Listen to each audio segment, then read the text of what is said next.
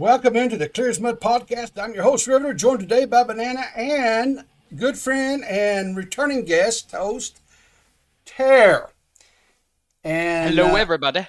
Welcome back, Tare. Thanks for having me, fellas. Absolutely. Today we decided that we were going to discuss some stuff that was going on up in Canada. Some of the stuff, there's, the thing of it is I've been to Canada twice, job related travels and stuff. And I love the country, and the people up there were always just so friendly.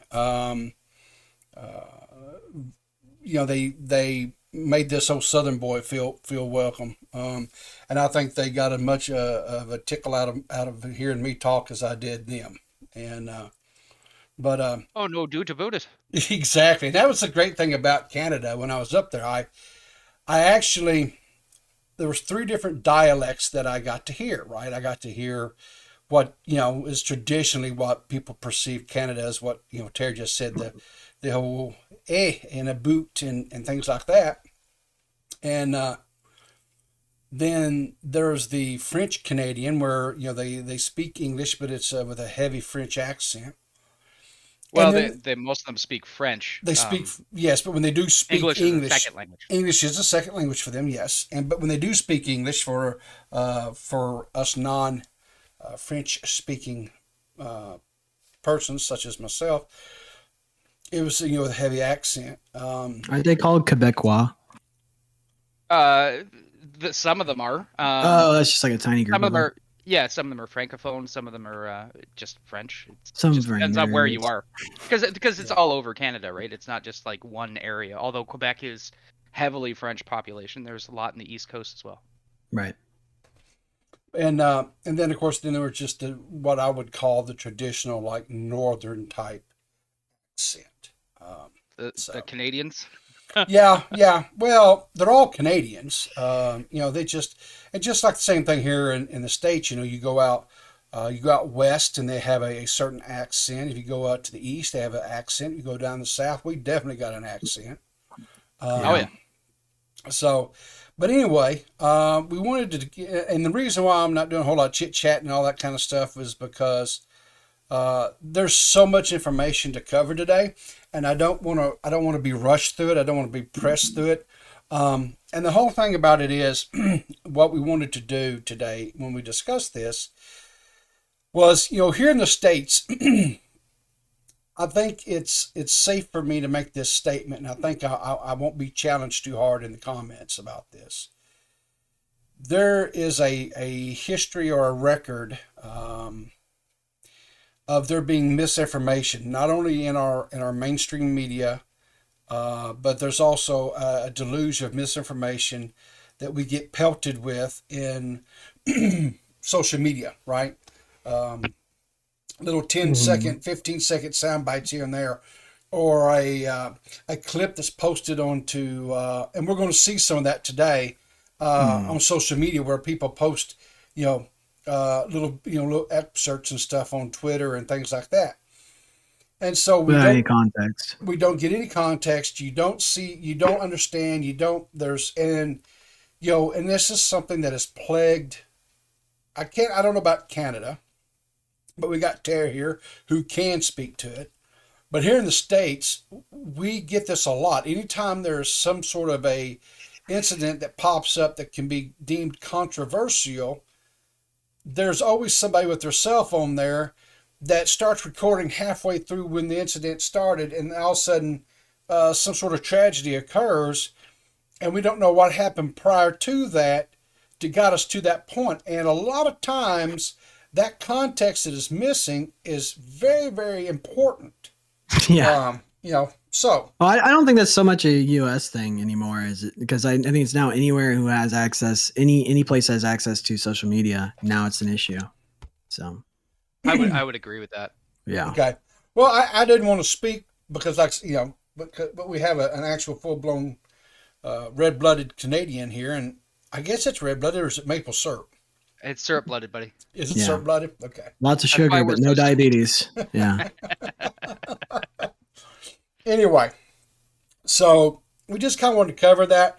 Tara has been kind enough to provide us with some links to some stories and things that had been put out by the news networks and stuff in Canada. Now, that's not to say that I or Banana could not go searching for that. The problem that, and anybody that's on the internet knows this,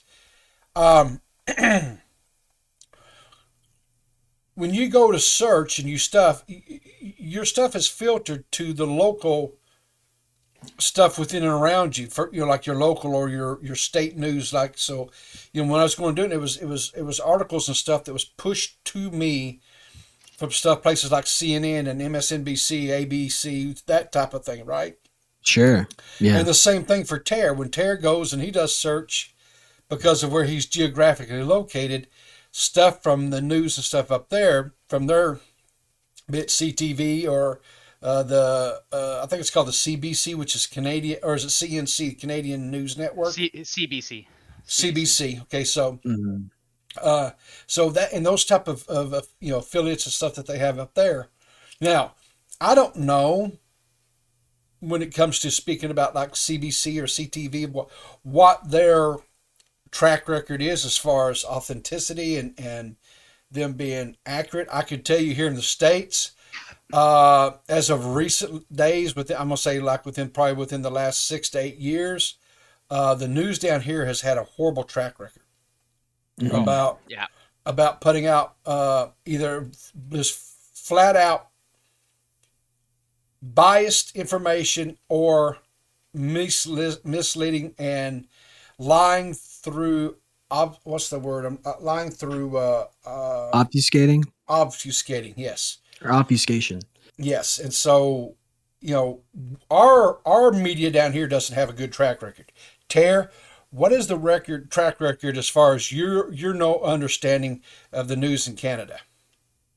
It depends where you go, and Okay. it depends who you ask. But Okay. I would say that we're tracking in the same lines. Like RCBC, which is the Canadian Broadcasting, it's like a government-funded channel.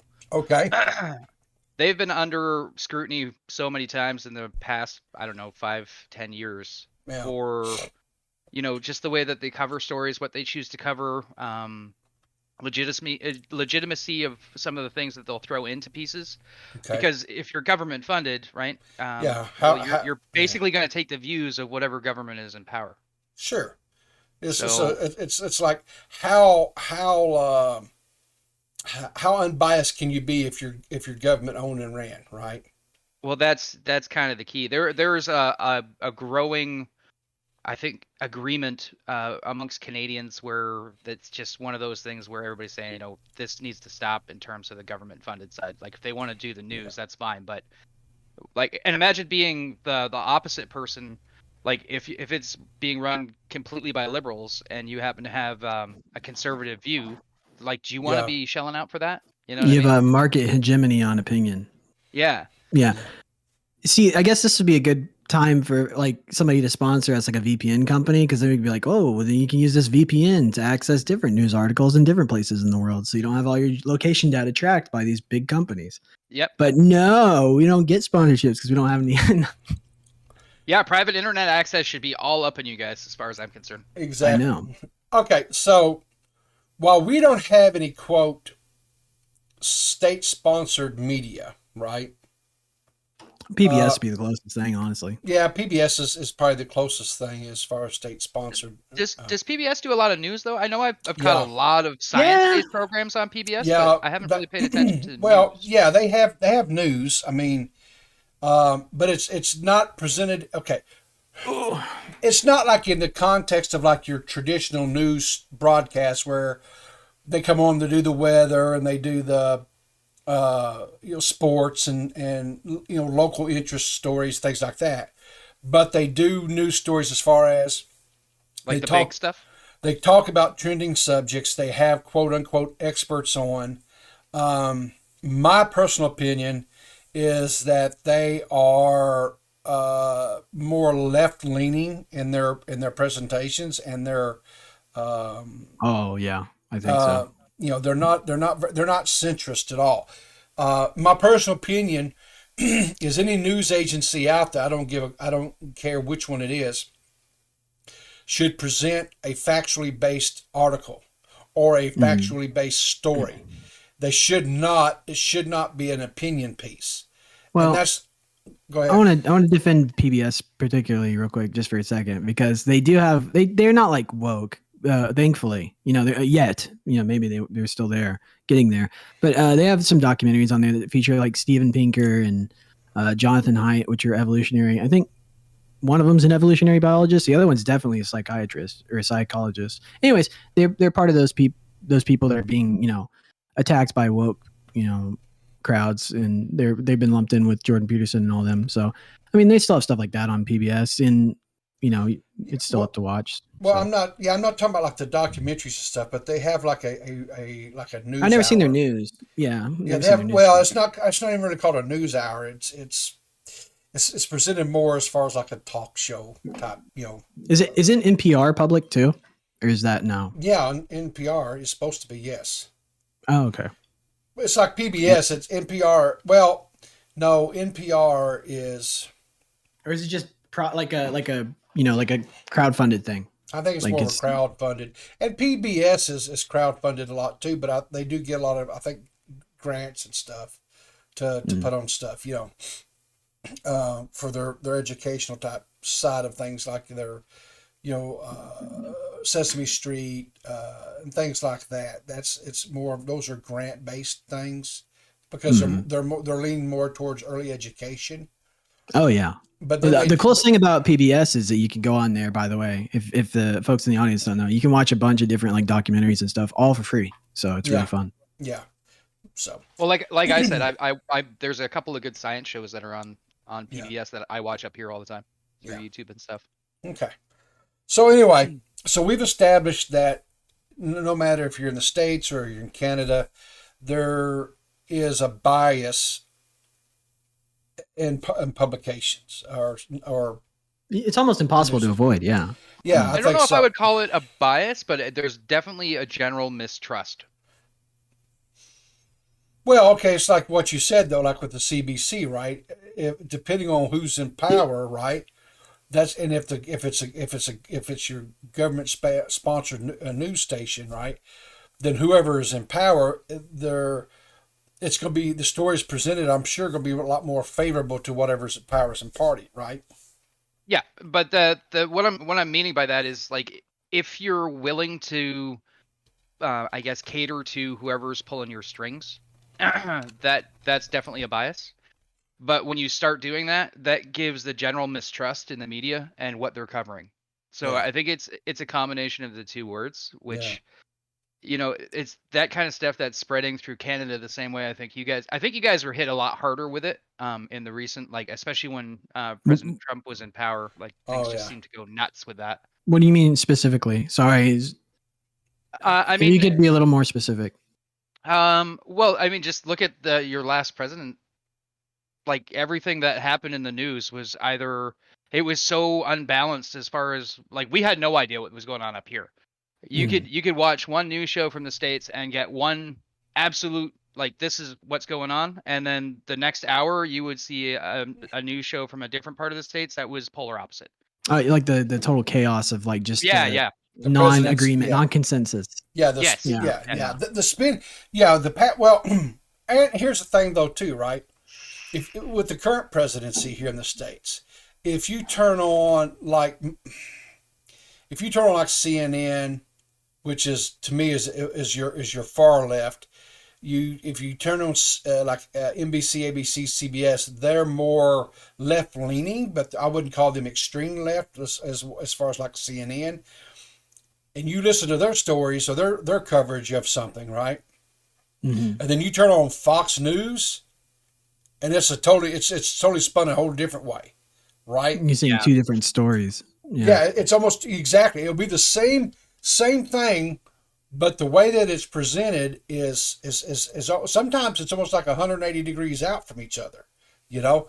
And Yeah. and as an American, I'm sitting there going, well, where am I supposed to go to get a fair and accurate representation of what's? And I've basically got to the point myself personally, I don't trust any of them. Well, that's a good question actually. Does Canada have like corporate media, which like outside of the your government broadcasting, y'all have like like actual networks that are Canadian based news? I'm pretty sure there are some. Maybe they're just not as huge as like Fox and CNN, because everybody and their brother knows about that. But that's general things. Like, is there like a Fox or CNN for Canada?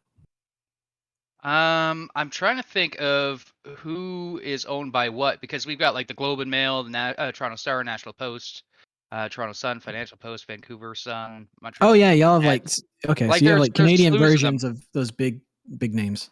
Yeah. Now the problem though is, I mean, from my point of view, anyways, I really don't dig into this stuff that much, so I couldn't tell you who Oh, Yeah. owns what, right? fair enough. So what you do up here, which is it seems to be a lot easier in terms of our news, is like when you watch like a news story, you'll get a feeling for some of our broadcasts that are generally they don't really pick a side per se. You can kind of see that it's just this is what it is. And that's what they say, and that's all there is to it. But then we have other news stations that you can definitely see that there's an opinion behind the story as well. You know what I Right. mean? So you just kind of get a feel for which ones, I guess, sit better with you, but that doesn't necessarily mean what you're consuming is the correct news either, right? So Oh yeah. Okay, so I think we've got that pretty much hashed out as far as where uh, the news agencies and that stuff as far as Canada versus America, whatever. And Sure. so Yeah. so that's kind of what we wanted to kind of get a groundwork there to get established that there are some difference because even like Terry said, especially in the last presidency up there, they didn't know where what was as we say here in the South, they didn't know come here from Sikkim because they get one story and then something So we've covered all that. So we kind of got so we wanted to get from him what his news agencies and stuff were saying up there, and we wanted to compare that to what we were being fed here in the States. Okay, so And that's do we kind of even what tell the audience what exactly we're covering today? I can't even remember at this point. I don't think you did. Oh no. well, I kind of figured they'd get it from the code opening about the truckers, Yeah. but we're talking about the Freedom Convoy protest that was occurring up in Canada up until this past week when they started going in the Ottawa police. I guess are they called policemen or are they called mounted? I mean, what's the Oh, they brought in a multitude of different facets of the police. You okay? had the Ottawa local police, obviously. They brought in the RCMP, and they Okay, brought in some specialized sections of the RCMP that deal with some high stress situations. okay. So we're going to have some breakdowns of what some of these acronyms are, because here in the States, if we talk, okay, you have local, right? Then you have your state police, right? And then Yep. past that, then you Mm. have your federal, like your National Guard. Okay, that's basically the three different state or agencies that can come in and can deal with a situation um, within a state, right? You will not see quote unquote like the Army or the Air Force or Marines or anything like that, but they will deploy the National Guard as Right. basically like an extension of law enforcement. So when you say in Canada, so you have your local police, which I guess would be like It's the almost the same. We have like okay, if you're looking at my city, for example, right? yeah, We have my region, which is called Durham Region, has the Durham Region Police Services. So that's okay, like our local police officers. And then we okay, have our OPP, which is our Ontario Provincial Police. So they would be a level up. They tend to deal with a little bit of a different subject matter than what the local police are dealing with. So they'll deal with a lot of traffic violations and issues on major highways or Oh, it's like state troopers. so there's like yeah, state, basically the yeah, same kind of thing. I yeah, think for like, don't quote me on that, but I'm thinking that's pretty much what they deal with. And then you have obviously our Royal Canadian Mounted Police, and the RCMP they're basically an extension of the Canadian government in terms of like okay. they're about as high up as you get in our police ranks before you get into our military ranks. So they're kind of okay. So the equivalency. So when you say like you have your Ontario police, right, which would be your city, right, like your city police here, right, and so Yep. then the OPP, right, because and that's for the Providence. I'm sorry, it's not Providence. It's the Province. province of Ottawa, right? Correct. Is it okay? Oh no, the province of Ontario. I'm sorry, Ontario, correct. So the province of Ontario, so they can basically go anywhere within the province of Ontario, and they have jurisdiction. So there, that would be the same thing as we have here as a state. State police, they patrol and cover the entire state, and so any type of thing like if an accident happens like on a major highway and stuff, and it's in between like cities, right? Yep. They cover it, right? Or if someone's speeding on in a state highway or interstate, whatever, they cover Yes. that. They cover that as well, right? Mhm. So that's correlate. But now, see, here's a little bit different. You have the RNC, or I'm sorry, not RNC. It's the Royal RMC, Royal Mounted RCMP. RCMP. Okay, that's the Royal Yeah. Canadian Mounted Police. Mhm. That's the traditional Mounties is what we would refer to them here in the States. These were the guys in the red outfits, and there was from what was that show, Rocky and Bullwinkle. They had a character on there. I think was a Mountie, right? Yes. Yeah. Okay, so I'm just trying to get everything. So when you say these things, we all understand. So the RCMP but see I wouldn't even consider that. That's more almost kind of like a federal. To us, be like the FBI or something. That is basically our federal police. So Yeah. they are there to prevent crime, enforce law, Yeah. investigate, do and whatever they need to do, but on a federal level. Like they can, from what I understand, Yeah. their jurisdiction is Canada. It's all of Yeah. Canada. So that they would can be go wherever they yeah. need to. That would be to us. That would be the equivalency of say the FBI or even U.S. Marshals, type thing. I guess they're like a combination of both. Yeah, yeah, because they go after fugitives and like people who are like most wanted and that type of thing, right? Which is what U.S. Marshals do. But then they like if you have something that is like say like a kidnapping or some sort of like crime that involves major like drug trafficking or money laundering, things like that. That's more along the lines of like FBI, DEA type thing. So that's kind of sounds like it's kind of all right. So I'm gonna bring up here on the page here. This is a link to this is that Tara shared with us, and this was an article that was written by the CTV News. Yep. And it says the Freedom Convoy protest. How did we get here? And this here was written by three different writers or reporters. And this is a timeline of what happened. Okay. So this doesn't back up quite far enough. So I'm going to fill in a little bit of blanks that they don't have here beforehand. Sure. So what happened is in, I believe it was end of October, 1st of November, there was a policy that was put in place in Canada that said that any Canadian truckers who were not fully vaccinated had to have a mask, or not a mask, had to have a test that was within so many hours, I think it was like 72 hours, showing that they were COVID free before they were allowed to exit Canada. And the same thing vice versa if they were returning into Canada. And what this all stems around, guys, is that there's a lot of goods that are transported back and forth from Canada to America and from America to Canada. And the people that transport the vast amount of these goods is truck drivers. Oh, yeah. Okay. Now, so this policy was put in place and it was supposed to go effect in January the 22nd. which is kind of a weird date just to arbitrarily say, oh, January 22nd. I don't, that always kind of befuddled me how these countries pick these dates of, or businesses or whatever, right? Pick dates to say, oh, we're going to start this policy effective such and such date. Well, you're January making, 2nd was the first return to work day after Christmas holidays for us. yeah, but this was the 22nd. Oh, 22nd was just because it sounds good. Okay, yeah, but you see what I'm saying? I mean, that's what's kind of weird about it, right? So anyway, this was announced and stuff, and there was some confusion in the announcement.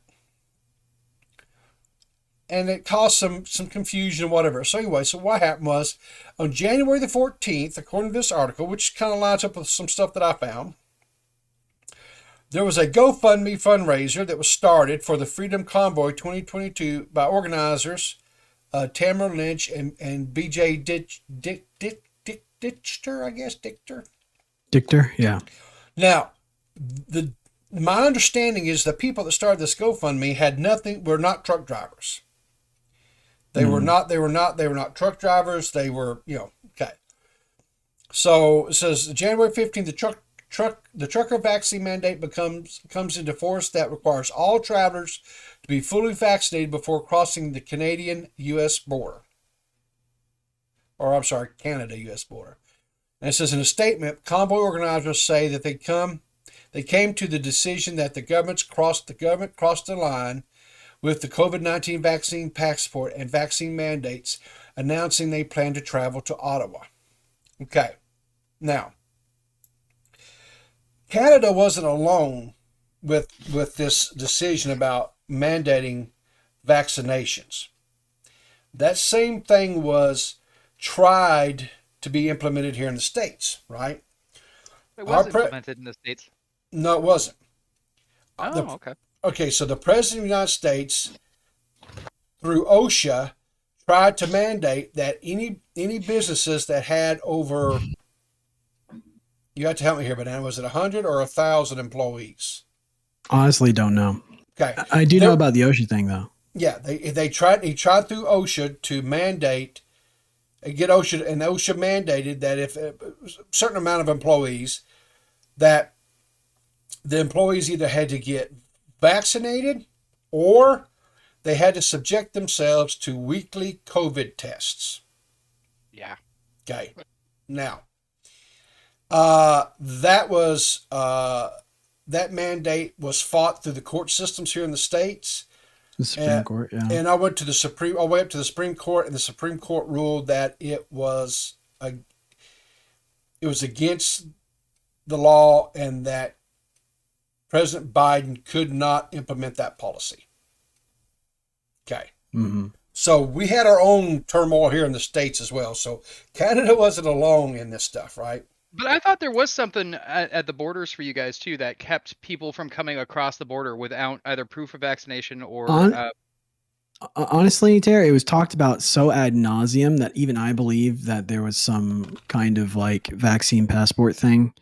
As far as I know, people who have been traveling that I've talked to have not had to show any proof of vaccination. Okay. So now that may be different with actually getting a passport now. But earlier this year. So yeah, let me clear this up a little bit. Here in the States, if you're traveling, okay, excuse me, if you're going to get on an airplane and travel, right? Or if you're going to get on a bus, any type of commercial travel, train, bus, airplane, you have to either have a valid passport. And I'll just tell you right now, I don't know about in Canada, but here in the States, they're a joke because I'm vaccinated, fully vaccinated. And all it is a piece of heavy stock piece of paper that they wrote, put a little stamp on it, checked if it was Pfizer or Moderna, and then they scribbled a little thing out beside it, which is supposed to be the nurse's initials or whatever, and date that I was, that the shot was administered. So easy to fake that it would not even be funny, right? And we had issues. They caught people faking them. Okay, so I mean, whatever. I don't know how, but okay. Yeah. But anyway, well, they got the stock. They got the stock and printed out because there was nothing on these things to. There's like no seals. There's nothing. It's literally just a business card. And And they all look different too. There's like different Yeah, shapes and sizes. if I had my billfold here handy, I'd pull it out and show the stream or whatever. But it was a joke. Well, I'll say this: if you're going to travel anyway in those kinds of whatever, you had to have either a valid vaccine for COVID, or Here's mine. I just got it. did you just got it? Okay. Yeah. Or B, you had to have and it has to be there's a certain test you have to have, and it has to be within, I think it's like 72 hours of being negative before you fly or travel commercially. If you're going to travel into Canada, right, it was the same thing. If you're going into Canada, to enter into Canada, A, yes, you have to have your passport. B, you had to either show you were fully vaccinated, or C, if you weren't fully vaccinated, you had to have one of these COVID tests to show that you were not infected with COVID prior to entering Canada. Okay, and the same thing, if you're coming into the States, it was the same thing. It was a mutual thing that they had understanding for. So Sure. the truckers who were going into Canada from America side had to have this. If you were coming from Canada to here, you had to have it. So, but so yeah, to answer the question, Terry, you're right. There was stuff put in place as far as you were crossing from going from one country to another, or if you're traveling commercially here in the States, you had to have some sort of identification to those situations. Okay. So anyway, so January 22nd, the U.S. begins barring unvaccinated truckers from Canada and Mexico as the country's vaccine mandate comes into effect. Okay. There you go. So this was a U.S. thing. This was a U.S. that was doing this. But Canada was doing it as well. Yeah, I think we followed suit directly along with you guys. And this was all upon the recommendation of the CDC. Mm-hmm. Now, I want to take a second, and I'm going to just put out how I look at things logically, and some things that don't quite add up to me on this. And I'm not anti-vax, and I'm not pro-mask. I'm not anti-mask. I'm just... Buckle up, Buttercup, because we're about to get into choppy waters. Just what I'm going to just say. Okay. These men and women who are over-the-road long-haul truck drivers continued to work all throughout when the pandemic hit, starting back in 2020.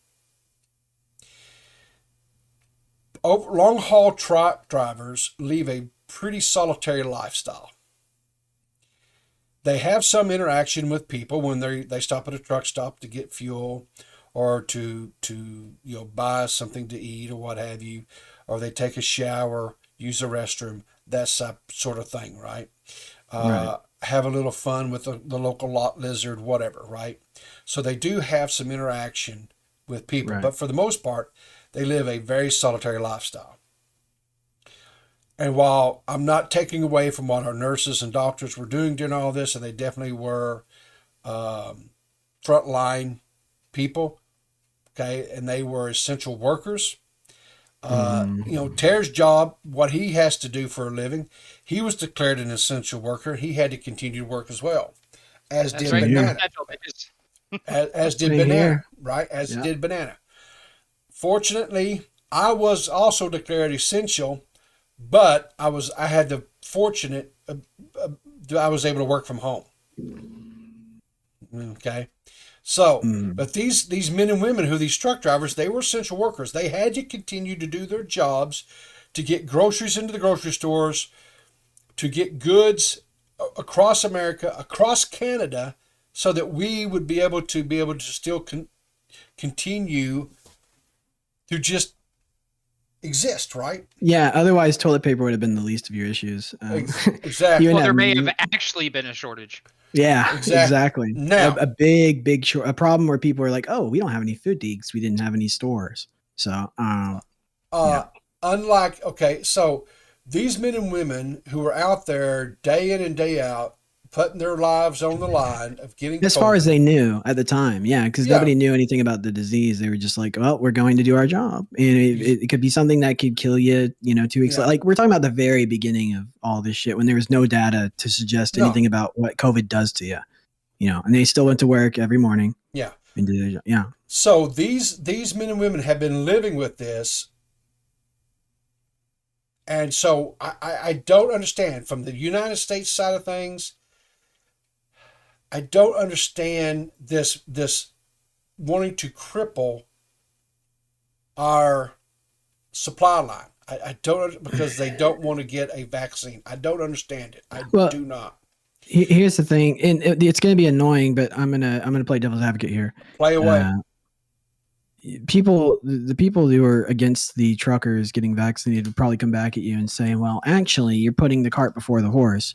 The real problem is the fact that these truckers don't want to just comply with an easy mandate that they're the ones causing the shortage in the supply chain. It's not that the government is causing the shortage. It's the fact that you have these obstinate truckers who just won't get with the program. And I would come back at them and say, it's their body. Why can't they choose what goes into it or comes out of it? Well, they are choosing that. Exactly.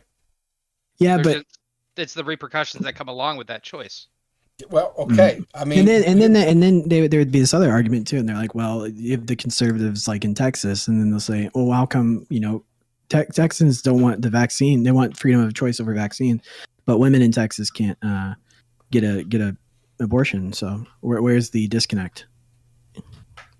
And then it's a whole can of worms. But I don't know. I just have to come back at you. I don't know, just to present another side. I don't have to. I mean, here's the thing. I understand from the context of this, right? Mm. As long as if you go back and stuff, if you travel, like if you're going from America into another country, right? You have to have certain vaccines to go into those countries, right? You have to have. I mean, it's just, and because some of these countries have these raging diseases and viruses down there that we are not faced with because we have things in place that keep this stuff at bay. But if you go in, you have to get these like if you go into certain countries within Africa or things like that, you have to get all these shots, right, and stuff to be able to go. Okay, so as far as going from one country into another country, or so I understand something. I don't have a problem with Canada. I don't have a problem with the states mandating, saying, hey, you want to come in here, either A, you got to have a vaccine, or B, you got to have some sort of a test to show that you don't have this virus. Okay, I don't have a problem. We have an established protocol when it comes to that stuff, right? If you're going from one country into another, I don't have a problem with that. I really don't. Okay, I understand these, but also on the other hand, I understand what these truckers are saying. They're saying we have been doing this job for 2 years under these, why all of a sudden are you forcing this upon us? Well, it's arbitrary. See, that's the thing. And what's annoying is I hear all these like sub arguments coming back in my head, and the ones I gave you were red herrings, so you were right to dismiss them. But I just wanted to see how you would respond. But the thing is, though, is like, so like what like juice versus squeeze on this type of issue. It's Sure. like how much of a risk, and like you phrased the argument in the beginning with the way that how the level of interaction that truckers have with the public, like how much of a risk versus to the public do truckers have if they choose to remain unvaccinated? Because you'd have to think like, okay, so people who are already immunocompromised, they're staying home already because they're not going to risk going out in public and catching something, right? Right, exactly. Okay, so let's take a look at some things. So we're going to have this mandate in place. Now again, I'm not anti-vaccine or anything, right? I just want to put I'm not anti-vaccine either. I just want to put things in context, okay? Yes, yeah. All right. All right, Terry. Because it is a frame issue. It is like the whole Sure. argument is a framing issue, and it's like people have this perspective that I really don't understand. And guys, if you're watching in chat either now or later, if you please give us counter arguments. If you vehemently or even subtly disagree with us, Yeah. you can put your disagreements in the chat and we can address them, because we don't want to strawman our opposition here. And No. that's why I was playing devil's advocate, is because it would be better for the people watching the show and for us to actually steelman them and have a good conversation where you could learn. Or better yet, if you have Discord, yeah, there's a link to join our Discord down in the description. Please join our Discord. Banana watches that. He'll drag you in, and we can have a conversation as long as you're civil, and as long as you don't, just get ignorant. I don't know. We could entertain some silly people for No, we're not. like No. 10 seconds. We can allot them some time to be. I have a question, Terry. Before I bring up this next whatever. You guys right now up in Canada, they still have you pretty much locked down as far as any type of big gatherings like sporting events and things like that, correct? It depends where you are in Canada. It changes from province to province, but they're just starting to lift our restrictions now. Okay. We actually just got our restaurant dining back opened up again, so we can actually go in and eat in a place, but there's still diminished capacities for big events and stuff. I think they're still way down in capacities as well. Okay, so I'm going to ask you a question specifically. I know, so in Canada, what is probably the biggest sporting draw? Hockey. Okay. So okay. So for the hockey games and stuff, were they playing the games to a closed state, or I guess arena? I guess is what they would call them, hockey arenas. Were they closed? And yeah, they had games with like next to nobody in stands. Yep. They also had. Well, we had a lot of games that were canceled too, because we had a lot of players that actually came down with COVID or tested positive. Sure. Okay. So what I'm saying is okay. So when you say there was little to no people in the arena, was that because the arenas were closed, or was just people just didn't go out? No, I think it was because they were actually mandated to be closed. Okay. All right. So, and that's fine because you guys have that policy across the board, right? I'm failing to see the point you're trying to make here. I'm fixing to make the point. Oh, my bad. Go ahead. So, because I wanted to establish, okay, so Canada is staying consistent in their stances and policies on things, right? Well, no. Well, it would be nice if that was the case it was going, but there are parts of Canada that were very adamant about not following all the mandates and wanting to open things back up early. And they did out in Alberta, and we had cases out there that spiked crazily, right? So, and we had the same thing here in the States. We had states like Florida, Texas. I don't know. It's always Florida and Texas. There's a few other states. California. No, not so much California. There's a few states that basically said give the middle finger to all these and start opening things back up again, because they said they were tired of this lockdown procedures. They were tired of all this.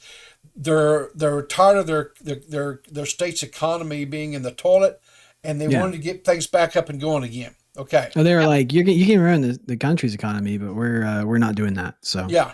Okay. I mean, go figure. Like Florida and Texas have their own like GDP. I think Texas is like number 9 in the world with their economy. So not for nothing. So you had the same thing in Canada. So what I'm saying, there is some correlation here, right? There is some similarities. Now, here's the difference. So we have this policy in place that we're forcing this on people traveling into the country. Okay, we have a policy across the nation where they're still doing, according to recommendations by the CDC, mandating masks in enclosed environments and stuff, right? Yep. Okay. We just had probably one of the largest, if not the largest, sporting events that we have in America. We just recently had Super Bowl. Yeah. Do you know what was going on in the Super Bowl? No, I didn't watch a single second of it. I didn't either, but I can tell you what from excerpts that I saw. Let me tell you what I didn't see. What? I didn't see people wearing masks. a lot of these celebrities and stuff that have been out here touting this and whatever, right? Sure. They're not wearing they weren't wearing masks. Mhm. We had political figures there who were not wearing masks. That's the thing. That's the thing I think that chafes me the most is we had people there that are forcing mask mandates and stuff on the citizens, and then they themselves are not even adhering to it. And to me, that's a problem. That's a huge problem. Well, again. I don't see your point because the citizens were the ones not wearing the mask in the Super Bowl, but the staff were all masked up. So like people that were like camera crews, like people were walking around with the beer stuff. The actual employees of the event, they were wearing masks. They had to be there. But the people that were like just patrons of the arena, no, a lot of them weren't wearing. All right. So let me ask you a question. Do you think? Because I don't know, because I don't follow sports. I don't give a rip about it. But all the people that came to that Super Bowl, do you think they all were local residents from within the state of where it was held, or do you think we had people flying in from all over the country? Probably both. Yeah, I do know that there's in place under the governor's policy for that state. I do know they had in place that it was mandated masks inside a closed, environment like that, and they weren't wearing them. Right. Local officials from that state were not wearing masks. Oh, they were seen there not wearing masks? Exactly. Oh, okay, That's there my you go. point. That's the thing.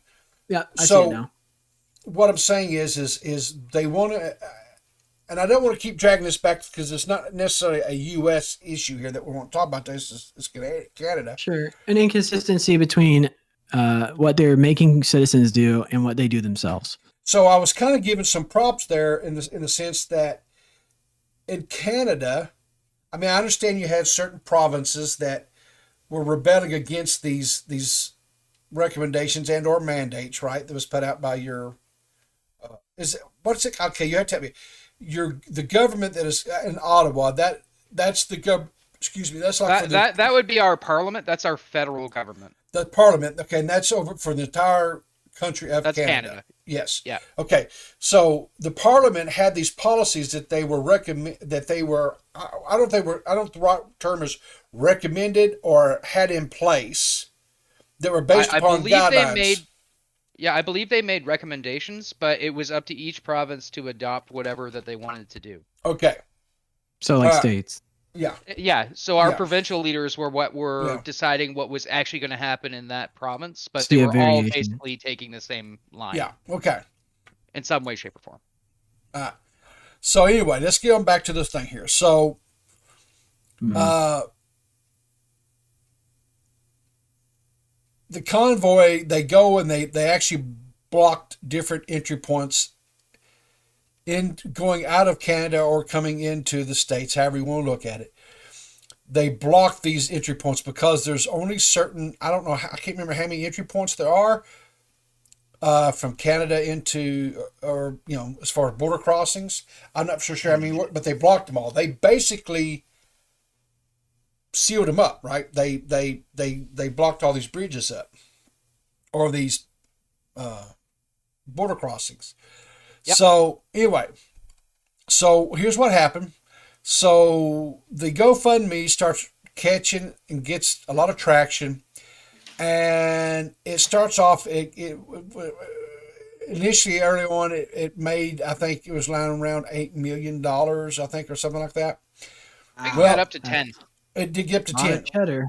Well, what happened was initially the GoFundMe would not release the monies to the creators until they gave them a lengthy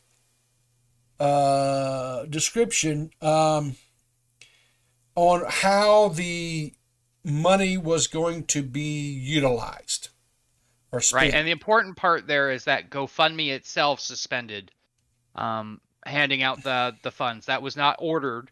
That was GoFundMe's decision to say, hang on a sec, before we start tossing this out everywhere, we need to know where it's going. Okay, and so the creators of the GoFundMe provide the documentation or the plan or whatever that GoFundMe requested, And so they did, and they started releasing funds. Okay. So then what happens is, Hey, Zero Core, welcome to the show, man. so then what happens is more people started joining the convoy. It started off just as truckers, but then other protesters joined along in with them when they started getting into Ottawa, correct? And then around that they started gathering there with them. Yep. Because it kind of shifted from, I won't say it shifted. It started, the umbrella grew. We'll put it that way. Well, as these things typically do, right? They correct. And so it was initially about a objection to this mandated vaccination or this hassle of having to get a COVID test, right? Well, I mean, like, for not for nothing, we haven't even like considered this. Why could either of you give a good explanation as to why, and not that you agree, just wondering as to why it might be a bad thing to mandate a vaccine, not an immunization to a disease, but a vaccine? No, I don't have no reason why it's not mandated. It's like I said, no, like why it would be bad, like because like so if they're protesting getting like being forced to have a vaccine to do their job, why would that be a bad thing? Well, I think with this case in particular, it's a principle matter. Nobody wants to be told you need to take this vaccine, regardless of whether or not it's good or bad. Exactly. And that is a view, by the way, that I don't necessarily disagree with, but I also don't necessarily agree with. Well, exactly. Yeah, I here's what I'll say is I believe. How do I put this? I believe that a person should have the right to decide what they allow to be injected into their bodies. Period. Do you think immunizations fall under that category? It's an important question because it seems to be being the other way. It seems to be not being asked by a lot of people. And it's not something I've heard too much of. So here's the problem with that mindset, right? Of what I just said about people having the right to determine what goes into their bodies, right? The problem with that is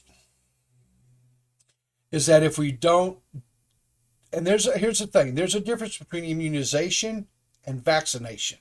There are. Yeah. There's huge differences. Immunization means that it immunizes you against that and you will not get it, period. So if you get immunized, say for tuberculosis, polio, right? Polio, you will not get the disease, period, right? You just won't get it.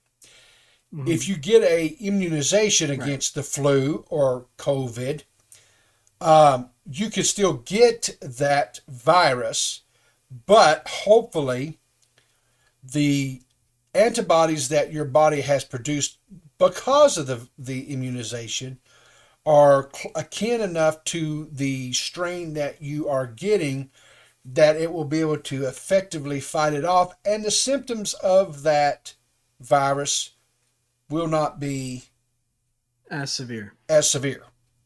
Right. That's the problem. Okay. The problem is that I don't know about Canada, and I keep but I'll draw a correlation.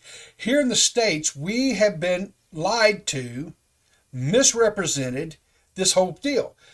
We've had our leaders tell us that if you get the vaccine, you don't have to wear the words, the actual phrases that came out of their mouth was, if you're vaccinated, you will not catch it. You do not have to worry about getting it.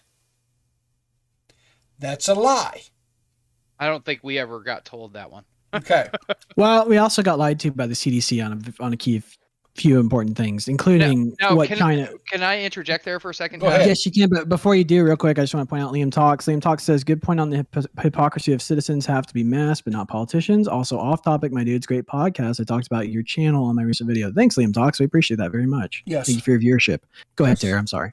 Oh, no, that's all right, dude. Fuck, what was I going to say now? Oh, shit. What I was going to say is, you're saying that the CDC lied to you? Yes. my question isn't only because I'm not as close to what was No, go released ahead. in the U.S. Yes. Was it that the CDC lied to you outright, or was it that the CDC started on one position and moved as the science progressed?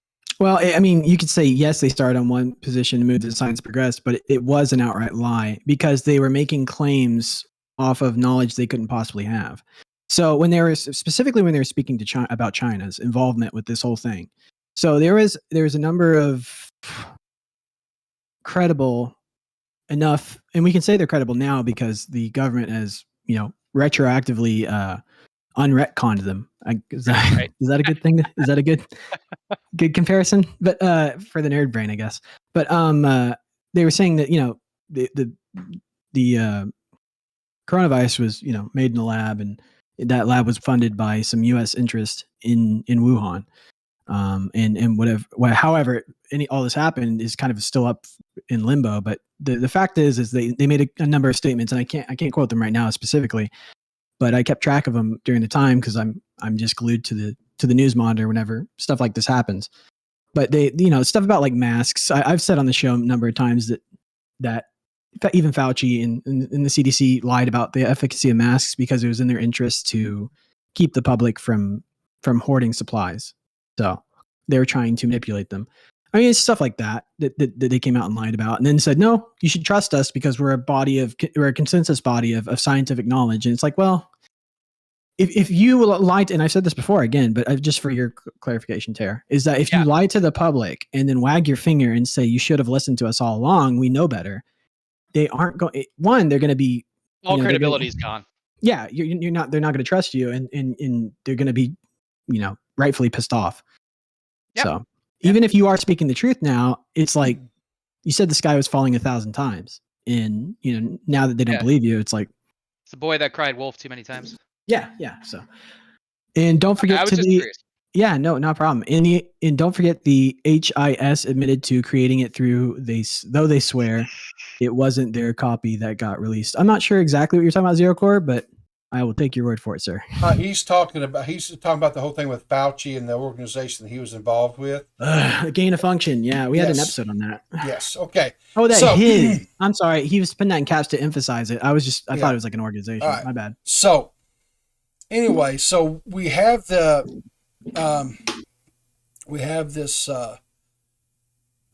this is the main, on January 29th, the main takes place. They had about 3,000 trucks and about 15,000 protesters took part. And it says here, hateful and anti-Semitic imagery is seen in the crowd, including yellow stars, the Confederate flag, and swastikas. Now, I want to pause for a second on this. And this is where it gets a little bit... it gets super dicey, not a little. Well, okay, but here's where it gets different.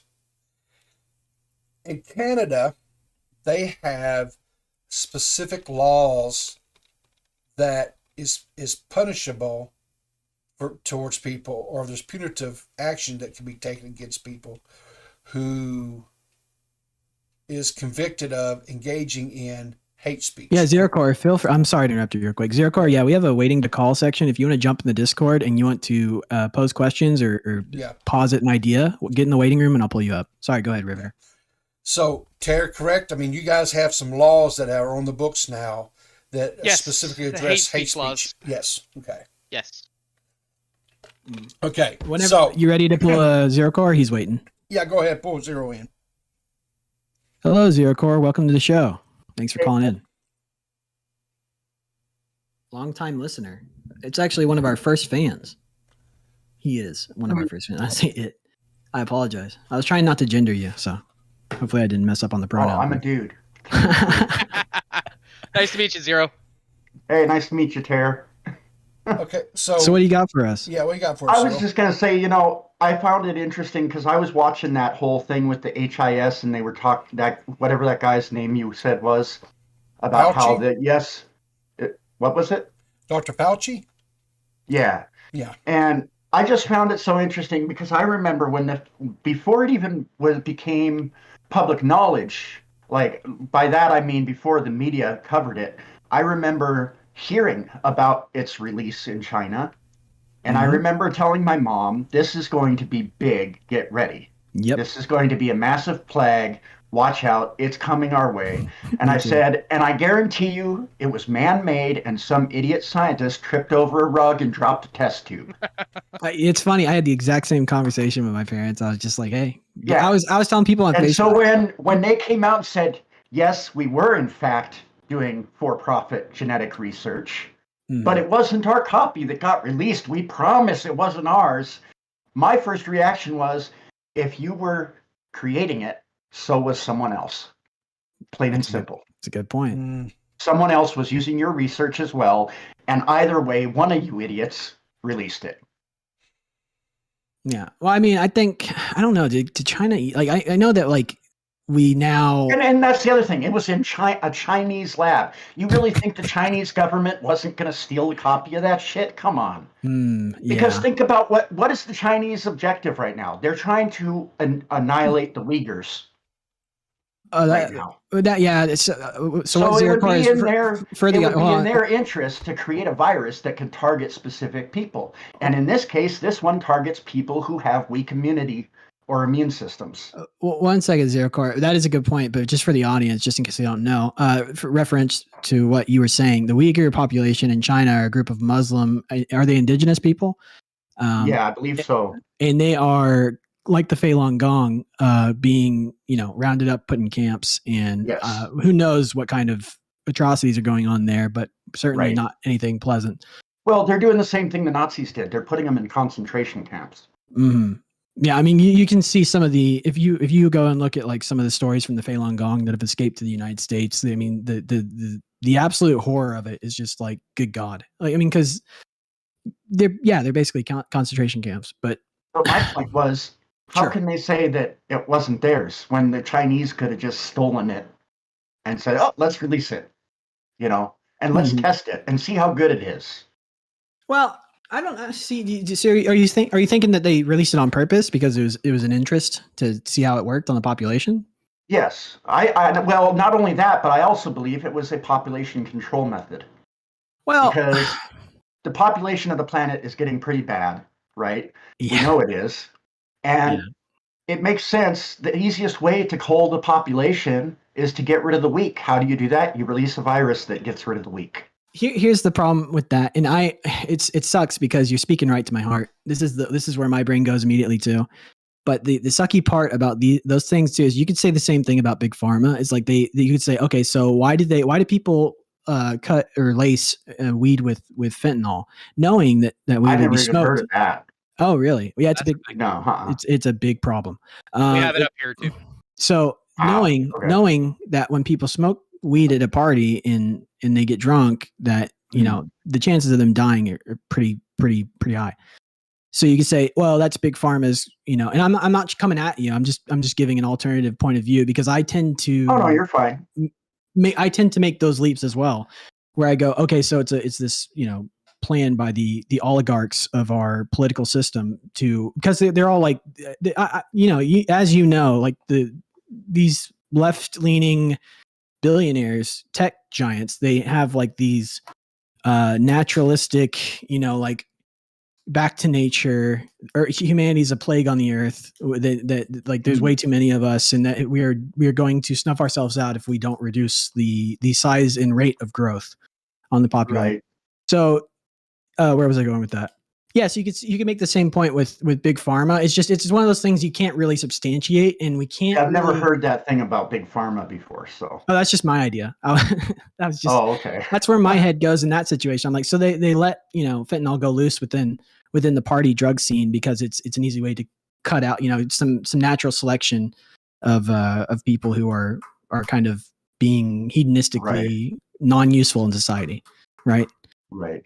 So But I'm just saying, when it comes down to it, it's the perfect method. If you're trying to reduce the population, you release a fast-spreading virus. It takes care of people with heart conditions, immunocompromisation, if they're overweight, if they're sedentary in their lung lifestyle. conditions like me. Yeah, I mean, it's just I can't jump in the boat with you and say that it definitely is a plan. No, I'm not saying that that's exactly what happened. I'm saying that's what I think may have been one of the possibilities of what happened. Right. And it's I'm good not to make saying that it did for distinction. sure. Yeah, there's a big Yeah. distinction there. I'm not saying that's what happened. I'm saying that's something that could have been what happened. I like the theory because I mean, frankly, it does sound very plausible. What were you saying, Riveter? I'm sorry. There's only one problem with the whole theory of it being released intentionally for it to be a population control. They Guys, didn't kill enough. we have to remember it was people. There's a 99.9% survival rate. Yeah, it's not even. It's like 99.95, right? Right, Is but that- they would not have known that when they released it because the only way to know that is for it to be in the populace so that you can get those numbers. You cannot get Sure. those numbers without it affecting the populace. Sure. And there's a couple of other points to make. Oh, go ahead, Ter. I was going to say, I think they can tell mortality rates in a lot of those known viruses based on sampling sizes done with rodents as well. So I don't know if that's necessarily spot on, but I would say that it could potentially have been the reason why they were working on it in a laboratory in the first place. That if you want to get real tin hat wearing. Well, that's what I'm talking about. Why it was created. Oh, I'm not yeah. talking about I mean, why it was released so much as why it was created in the first place. Look, the what's release the point? The What's release, the point I'm going of to agree taking with a your road virus trip. that kills animals and converting it to kill humans? It just doesn't make sense. You wouldn't do that unless you had a reason. well, I think we can all jump on the ship that says China didn't have good intentions when they were playing around with virus structures. So I don't think they were trying to cure cancer or anything. No. So, but go ahead, Ritter. Well, I'd say I appreciate the call, Zero. And you bring up some interesting points, and we appreciate your support. And call back in again someday. But we need to get moving on Oh yeah, because we have a that's lot of fine. stuff. We have a lot of stuff to cover still, dude. yeah. I'll talk your ear off. You say any line. If you can see the amount of tabs I have pulled up, that we ain't even. Oh, we're still on God. the first tab. It's gonna be a long show. It's Thank all you for good, calling, man. Zero. I really It's appreciate all it, man. good. Yeah. And thank you for being such a great viewer. Yep. All right. Catch you Good to later. meet you, Zero. Okay. So I want to speed up just a smidgen because I'm serious. I've got like 10, 12 tabs. We No, haven't yeah, looked go at ahead. We got to roll through. yet. Okay. All right. I So, might have to two-parter this. oh It. God. Oh, shit. Anyway, I mean, I got time, but yeah. go. So anyway, the bottom line is that what essentially I'm going to try to wrap things up a little bit quicker here. There was some stuff that was done. There was some evidently there was some of the protesters started behaving badly. They harassed a homeless shelter.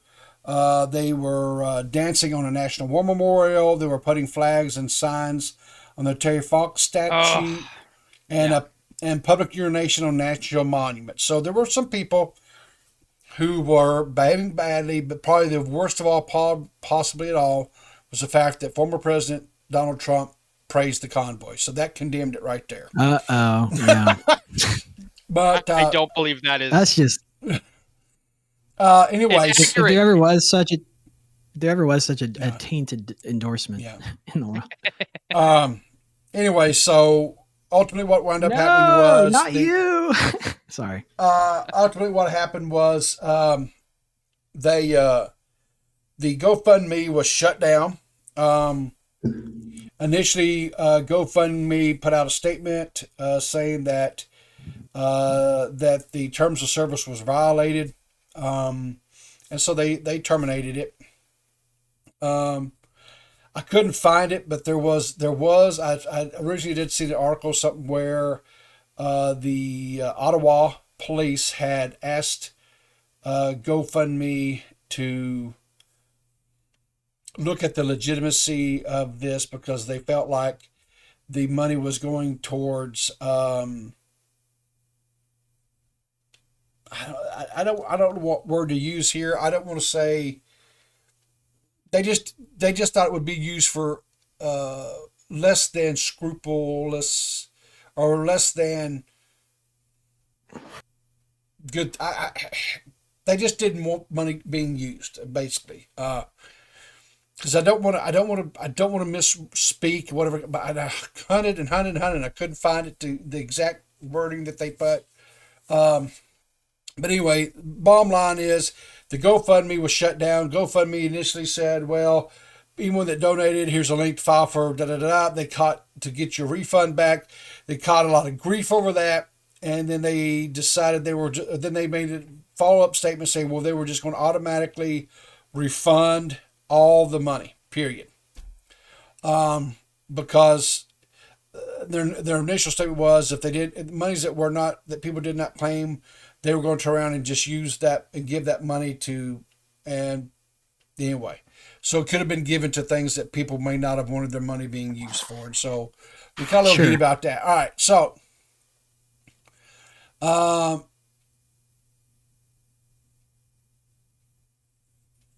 they say here, so that some paramedics say that protesters threw rocks at an ambulance and used racial slurs against a paramedic, leading to a police escort being provided to all further calls for safety.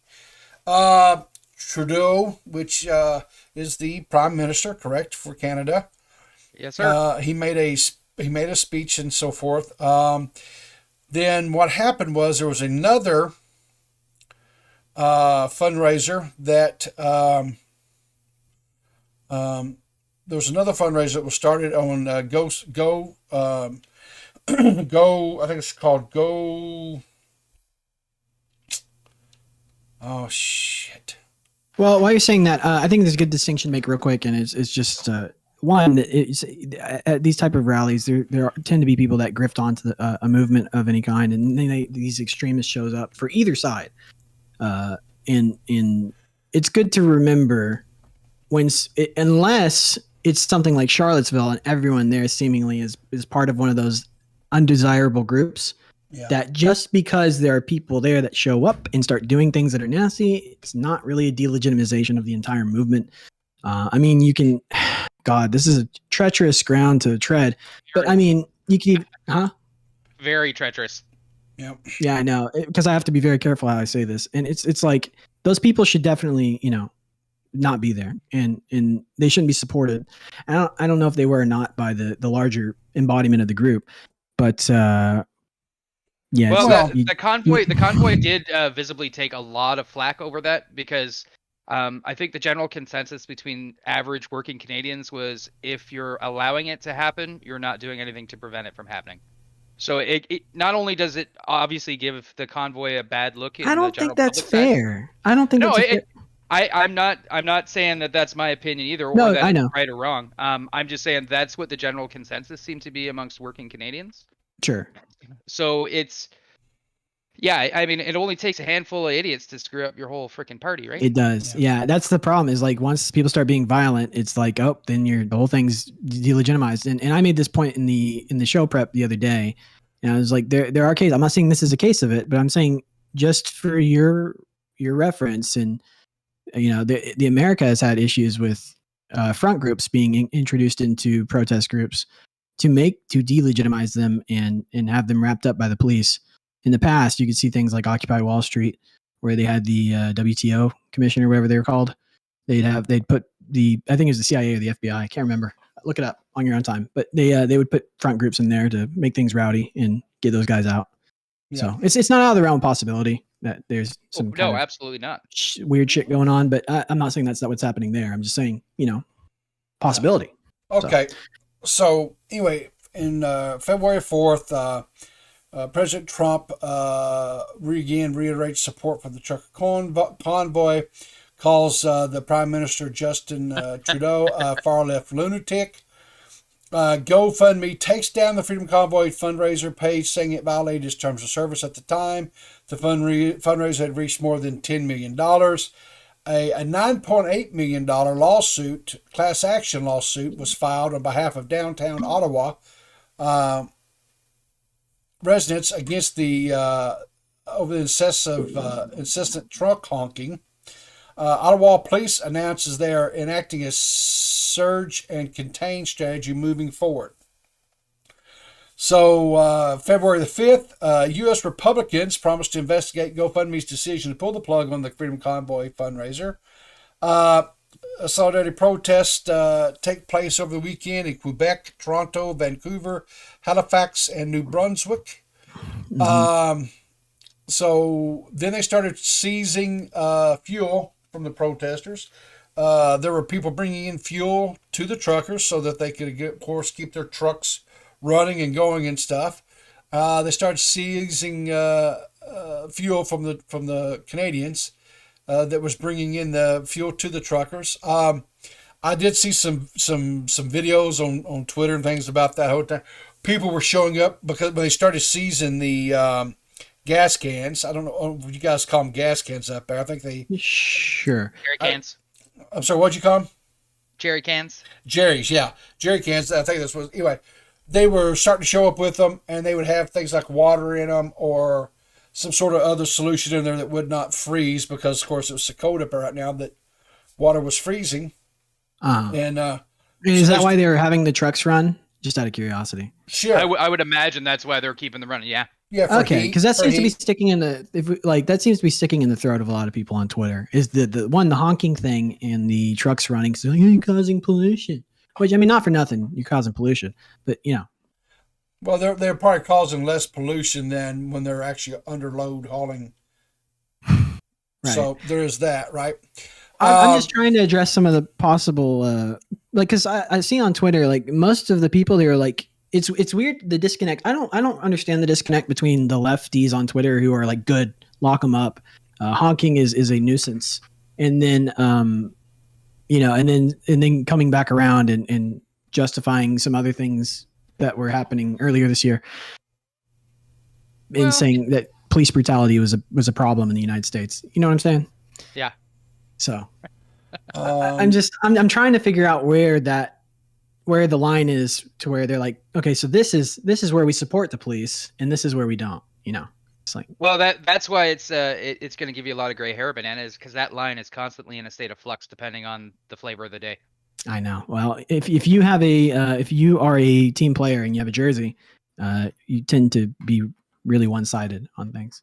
I mean, you don't sit in the stadium with both jerseys. You have one. So that is correct. All right, go ahead, Riveter. We made a pit stop. We'll go forward.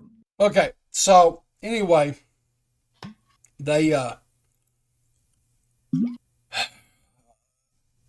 shut down the GoFundMe because GoFundMe is an American-based company. Foreign interest. Legislators in the state said, "Hey, we're going to look into why this was shut down." Yada yada yada. There's a new fundraiser that was established on another U.S. crowdfunding platform called Give Send Go, and it raises more than $6.3 million in a very quick period of time. Sure. Since we've got to this point in the story, I want to switch over to this other thing here. Was it then promptly liquidated by the government? No. Those are the accounts that were frozen. Yes. Under the Emergencies Act. Yeah. All that. Sorry, if I jumped ahead too far. Nope, you didn't jump too ahead, but we're going to get into it and how they got those names. Okay, so that entails though $3.2 million and 76 accounts. Yeah. So, a lot of people freaked out when they heard that the Canadian government was freezing all truckers' accounts and everybody was losing everything and it was just a goddamn nightmare. That's not the case. There's only a handful of accounts that were frozen. Okay, so this here is Aubrey Cottle. Now, I'm not doxing this guy. I want to get this above board. This is a Canadian hacker. He was he's a founder of the hacktivist group Anonymous. So, allegedly. No. This is Wikipedia, so take it for that in a grain of salt. Right? But anyway, this okay. Well, because that's the annoying thing about the founding of hacktivist group Anonymous, because they claim to have no hierarchy of leadership. So It's like anyone could be the founder of Anonymous. It's like a joke. But yeah. Anyway, this is a guy here, right? Now, let me bring this up. Where's that here? Okay, yeah. This is a tweet of a video that was put out on this guy's TikTok. And listen to what what he says. This is the same guy here. Let me get it up here where you guys can see it on the deeply screen. Into the eyes of a madman. Some people say they see no soul. Let me look at this here. Let me get this on the screen a bit better here. Look too long, you become mad yourself. Here we go. I hate the fucking shoulder action. This is a live thing. Nothing scares me. Nothing. Yeah. Yes, I doxed the truckers. I did it. It was me. I hacked Give Send Go, baby. And I do it again. It puts the lotion in the bag. I do it 100 times. I did it. I did it. Okay, so I think we can deduce from that. He says he did it. He hacked the GoFundMe. I think we can deduce that this guy's off his meds off that. Well, okay, whatever. Now He looks like a soy version of Gordon Ramsay, but without the accent. now I mean, sorry, go ahead. he also bring this He up also here. have you ever seen the show Hellbound, the Korean? Yeah, show? that was a good show, man. You know the guy like the skull mask. Yep. It's him. It's him. Totally is. We have the real world version of that guy now. I was like, this is a little too off the reservation, to be realistic. And then lo and behold, he shows up on the scene, and now reality is fiction. So Okay, so this is another video that Rest he put in up peace. on his. This is another video that he put up on his. What's this damn thing? TikTok. As of this morning, the Convoy fundraiser has been updated. They're calling You actually me got out. volume play into this? oh yeah, that's a good point. We might get claimed for that. No, I don't Yes. think. I think we're okay. Okay. But anyway, he's Nice catch, sir. in the GoFundMe though they identify. I was meaning because I can't hear it. Oh, you couldn't hear that? No. I could hear it. Do you have his stream muted? Look at the bottom right. Oh yeah, you know what? Yes, I do. There you go. That's the problem. Who is this clown? Why was he moving like he's trying not to be screaming? I think he's having a psychotic break, Zero Core. Honestly, I think he needs to take his medicine. I looked at some more stuff on his TikTok and stuff, which seems to be his primary Manic episode. way of Yeah. communication, or what his Twitter is locked down. You can't see anything on his Twitter. Of course. He He's is passionate. I'll give him that. he is a self-described communist. Oh And- boy. And he says he supports communism. Sure he does. And he wants, I didn't understand this. He said gay communism. What does that even mean? I don't know. I Happy don't, communism? I don't know. Whatever. No, it's because let's go into the What is that, like meta- butt plugs for all? Like what? Yeah. What is? I don't know. normalize. Well, no, we're not Now- going there. so here's- Cancel. Off the air. So here's okay. So, but here, this guy, Gay and communism. I'm not going to show any of it, but I'll just tell you what I found. He has, and this is all out there public. So again, I'm not doxing this asshat, but when he Didn't when he just dox like thousands of people? I mean, Yes, he Not did. enough. He hacked the, was it Give Send Go? I think is the name of the website. He hacked them. He found all the donors. He turned around and turned all the donors' names over to media outlets, and then in turn, media outlets are now starting to contact all these donors, wanting to know why they donated to this convoy.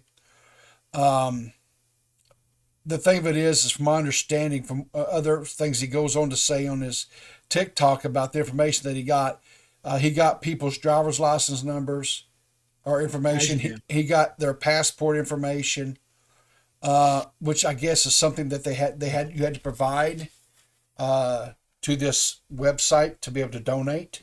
that's kind of crazy. But he got all this stuff. And your social security number, and then you can donate to this cause. Yeah. So anyway, all this stuff. Well, has wait, been- fingerprints too. Yeah. Now, to what Taylor was saying about the, hang on, let me find it here. Yeah, That's right gonna here. bother me for the rest of the evening. By the way, I will be awake tonight at 10 p.m. You know, was it wondering about what the hell gay communism is. I'm afraid to Google that. Anyway, so the Deputy Prime Minister of Canada, Krista Freeland, said both the names of both individuals and entities as well as crypto wallets have been shared by the RCMP with financial institutions, and accounts have been frozen and more accounts will be frozen. Okay. Yay. So this is in reference to anybody who donated.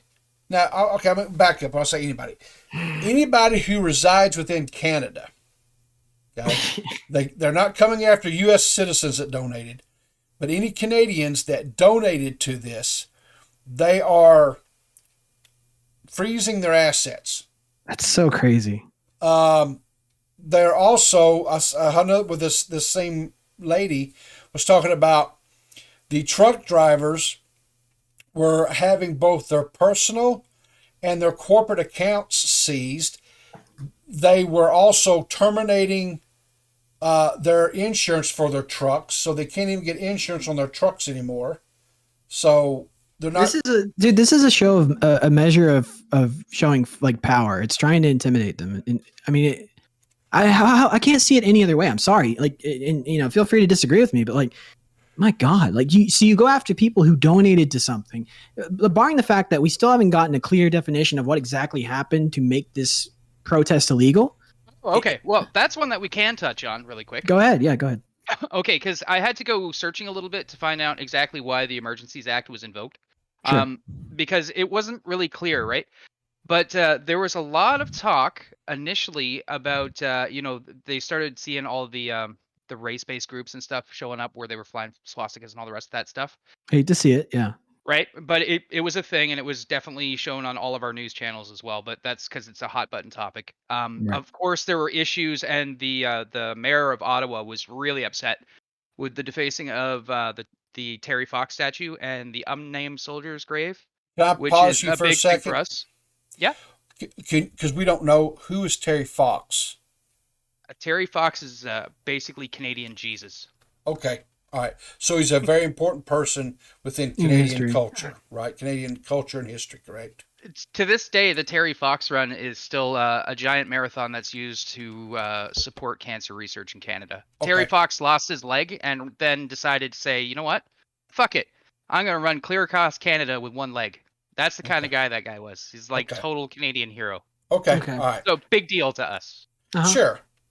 Right, which I mean, whatever. It's just what it is.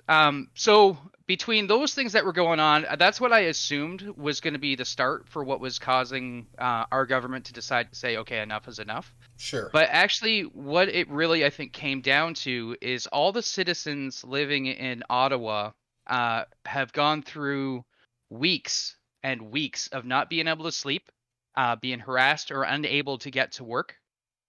Businesses that have been suffering for 2 years worth of COVID, again, can't open. So you have like a whole downtown core that has been basically shut down. Mm. Now, the Emergencies Act can be invoked to grant temporary additional and necessary powers to the federal government when provincial, territorial, and federal tools are no longer sufficient to deal effectively with the serious issues being faced. And a lot of the times, this comes into play, especially with regulating and prohibiting public assemblies, including blockades and other lawful advocacy, protest, or dissent groups.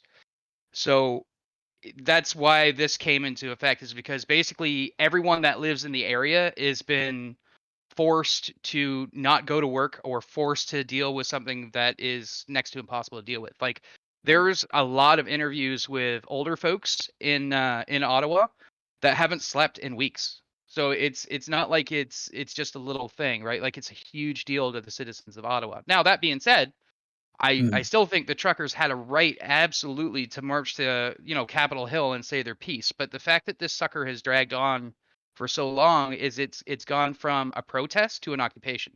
Right. Right. And that's understandable. Yeah. And that's where the problem lies. And that's why the government finally said, you know what? Enough is enough. We've heard your voice.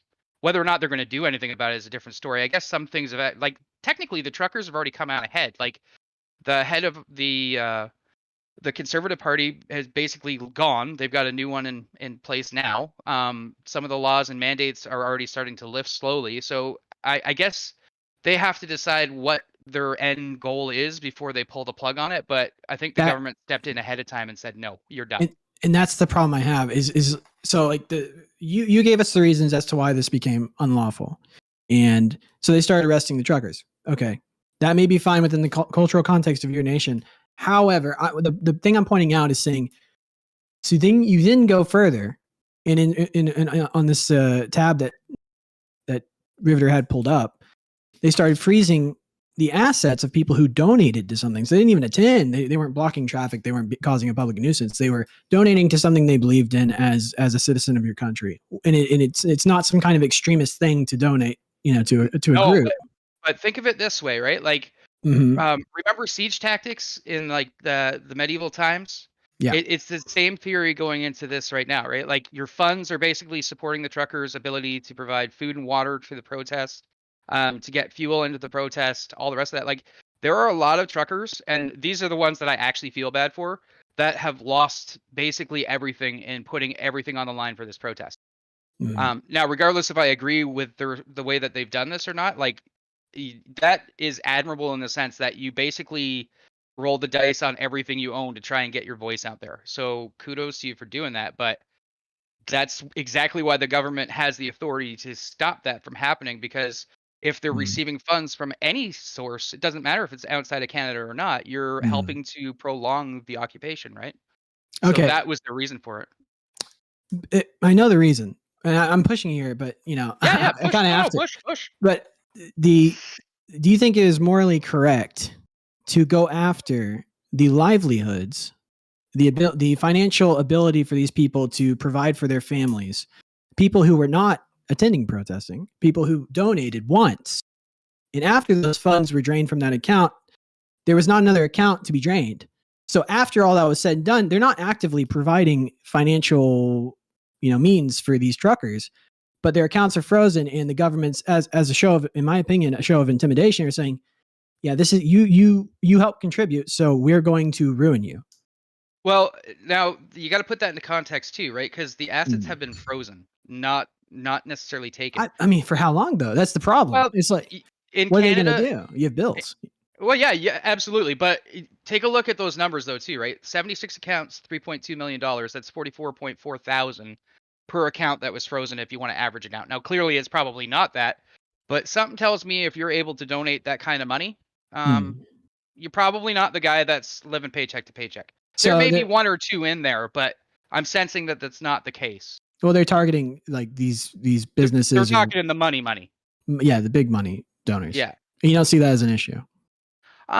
Well, see that I guess that's a 50-50 question or answer It's an that I'm going to give unfair you. it's an unfair thing to do. Yeah, I'm putting you in a corner. So Well, it's not unfair because it's a legitimate question to ask. I wish I could Mhm. give you a clear-cut answer, but I think if I was more affected by the protest, like one way or another, like it really makes no day-to-day difference to me personally, other than I have issues getting trucks at work, which I mean that's problematic in itself, but Mhm. it's not something that I'm living in the heart of, right? I don't know a lot of truckers, so I'm not swayed that way, and then I'm not living in downtown Ottawa, so I'm not swayed that way, right? Okay. Right. Do I think it's right for the Well, government to step in to a peaceful protest and do that kind of stuff? Absolutely not. But when the protest runs to a state where it's definitely affecting everything it's surrounding, I'm going to tend to say, well, they need to shut it down. Do I think they needed to pull the Emergencies Act? I'd like to think it could have been done a little bit better, but at the same point, the violence part of this protest, like, because the cops finally moved in, right? Like they had everybody out in the last couple of days to clear it out. Like they mhm. just said And enough. there was marketed, like, not marketed. There was a significant amount of violence that was happening to have this kind of response. Is what you're saying? No, what I was going to get at is Oh, sorry. the violence that occurred from police to protesters in the grand scheme of things is very minimal. But one of the things that the Ottawa police chief actually released, I think it was yesterday, or the day before, is they have been tracking the misinformation being sent out by people involved in the protest to public media. And they have like had to literally go on a full tilt, like answering questions spree about the distance for information. Like the story that the New York Times broke about the lady being trampled by the horse is just one aspect of a multitude So it's basically like the last ditch effort by a bunch of the guys that are involved or part or supporting of the convoy have just been flooding social media with false stories. So you disinformation. said so that the officer that came on, we have that video clip in the Discord, and I know I'm asking these questions kind of to help wrap up so we can show some more of this contextual evidence, Riveter. But also, I think it's some really important questions to answer. I think we're at the right place to start asking them. Sure. But the officer that said, and here's my problem with misinformation. Like when you have an authority saying that something is misinformation, and there's a way to vaguely say that without providing any sort of evidence to the contrary. It's like, so you can have, unless there's on ground journalists there. Oh, there is. Right. You see what I'm getting at? Yep. So yeah, it's very easy to pull the wool over from either or side. It's a matter of perspective. It's like, so your perspective would be, or the one that I get from the way you just presented your view is that you're kind of in agreement that the misinformation is a problem. Oh, I absolutely agree that the misinformation is a problem, but it's probably, I would say it's probably a problem on both sides, but I think in this aspect, it's probably a little more so on the trucker side. And you don't think that it's kind of a mean thing to do, but I am pressing you here just because I think press. But you don't think that that the police do kind of step out over their bounds a bit, during these kind of situations, or do you think that's just a necessary part of their job? They were given the orders to escalate.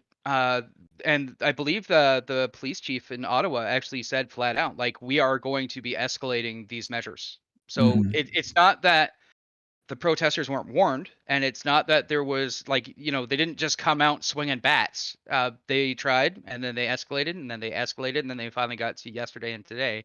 But even in the yesterday and today, a few of the news reporters that have covered other serious riots and protests like the G20 summit, they said that there were some pretty harsh takedowns. Like, there were definitely some circumstances where police used force, but nothing to the extent like what we saw in some of the other bigger protests where there was questionable excessive use of force. So I don't think anyone has been seriously injured that I know of. There has been some pepper spray.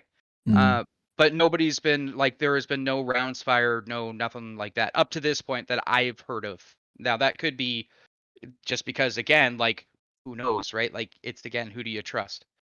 I have to go with the media that I'm getting, and I haven't seen anything on TikTok to tell me anything different. I haven't seen that damning video of 10 cops. I think we're about to show some of those. So okay, so here's the press conference. This is the acting or interim police chief. The original police chief for Ottawa has resigned. He was basically ran out of town because they believe, the citizens believe, that he mishandled the situation. And so he resigned. And here's what the interim police chief says. Yeah, we've been pretty clear from the beginning. We're actually not going to discuss the tactics we use.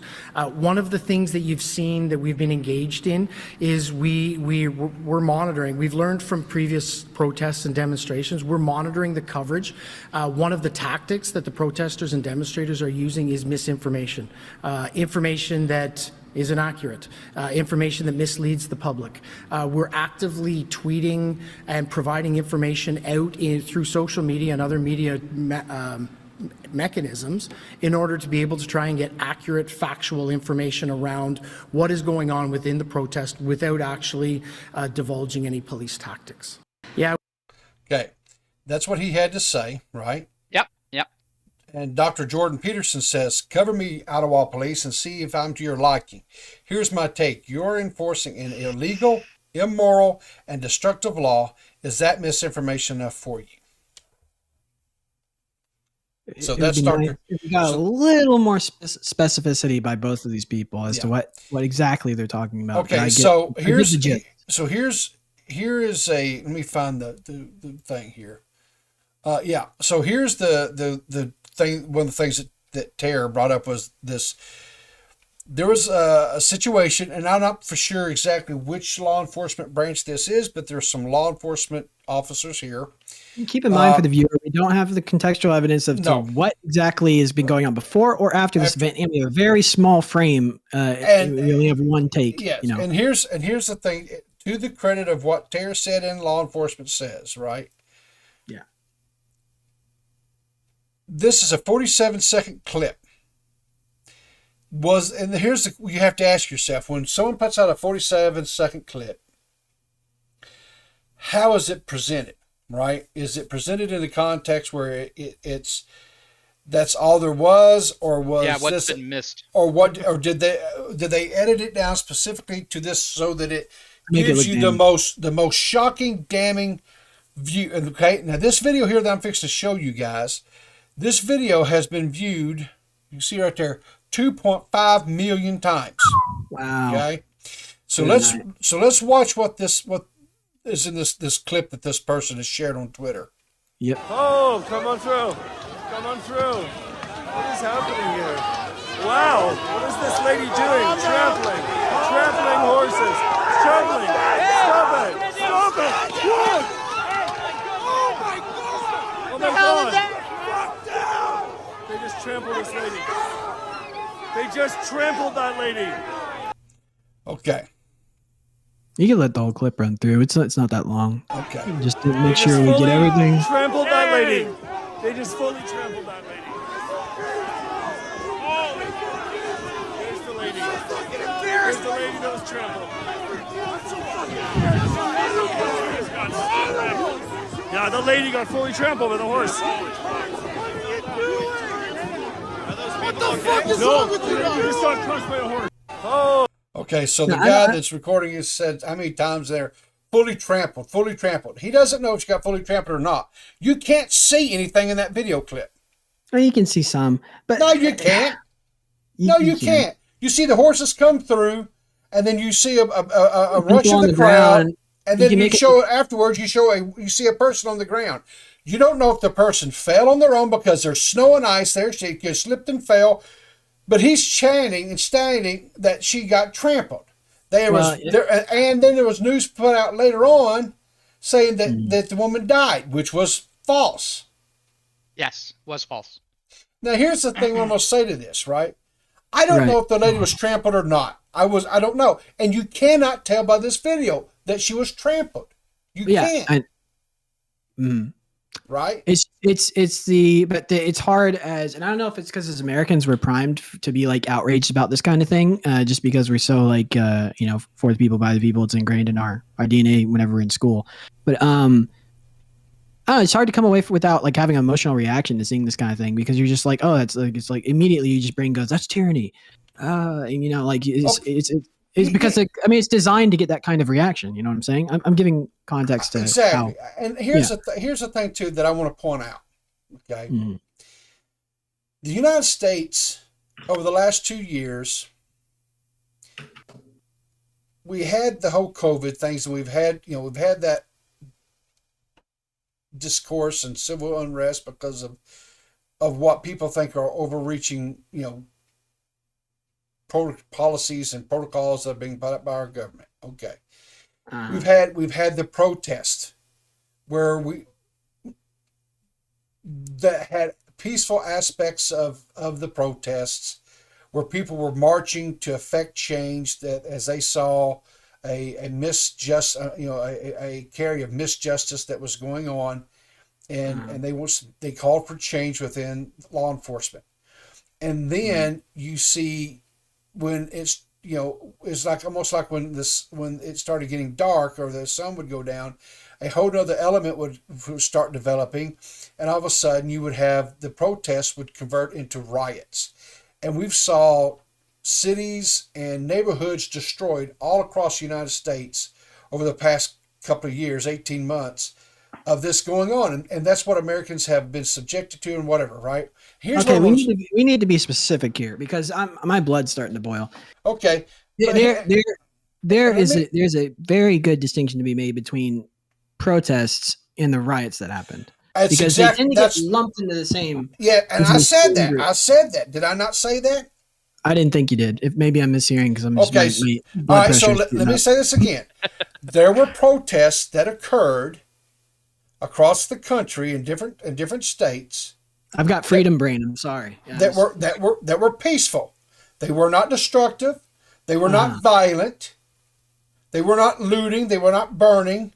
Okay. They were marching to bring awareness to what they thought was an injustice that was going on in our legal system.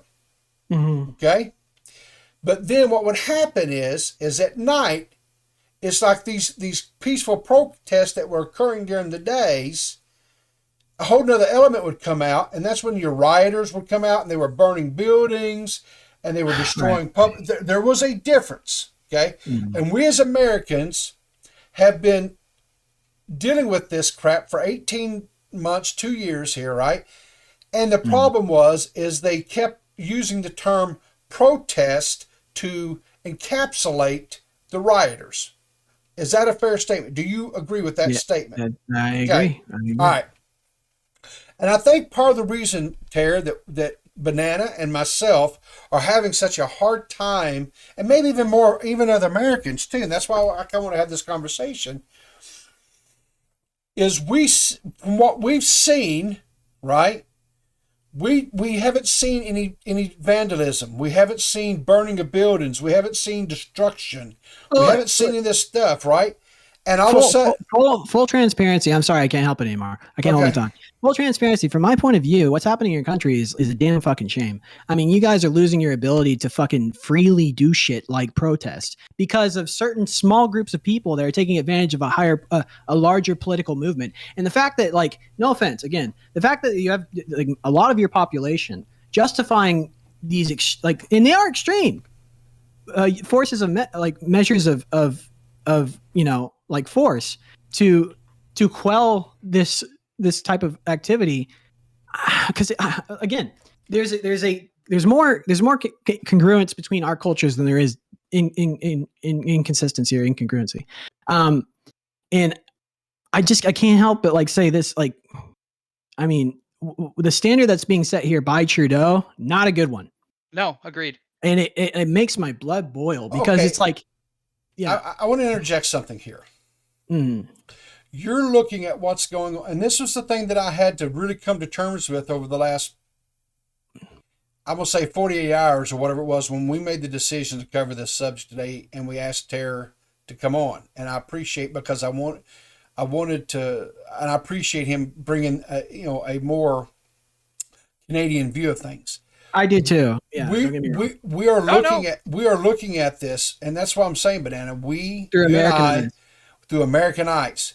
While yes, there are some similarities within their judicial system and their laws, there are some huge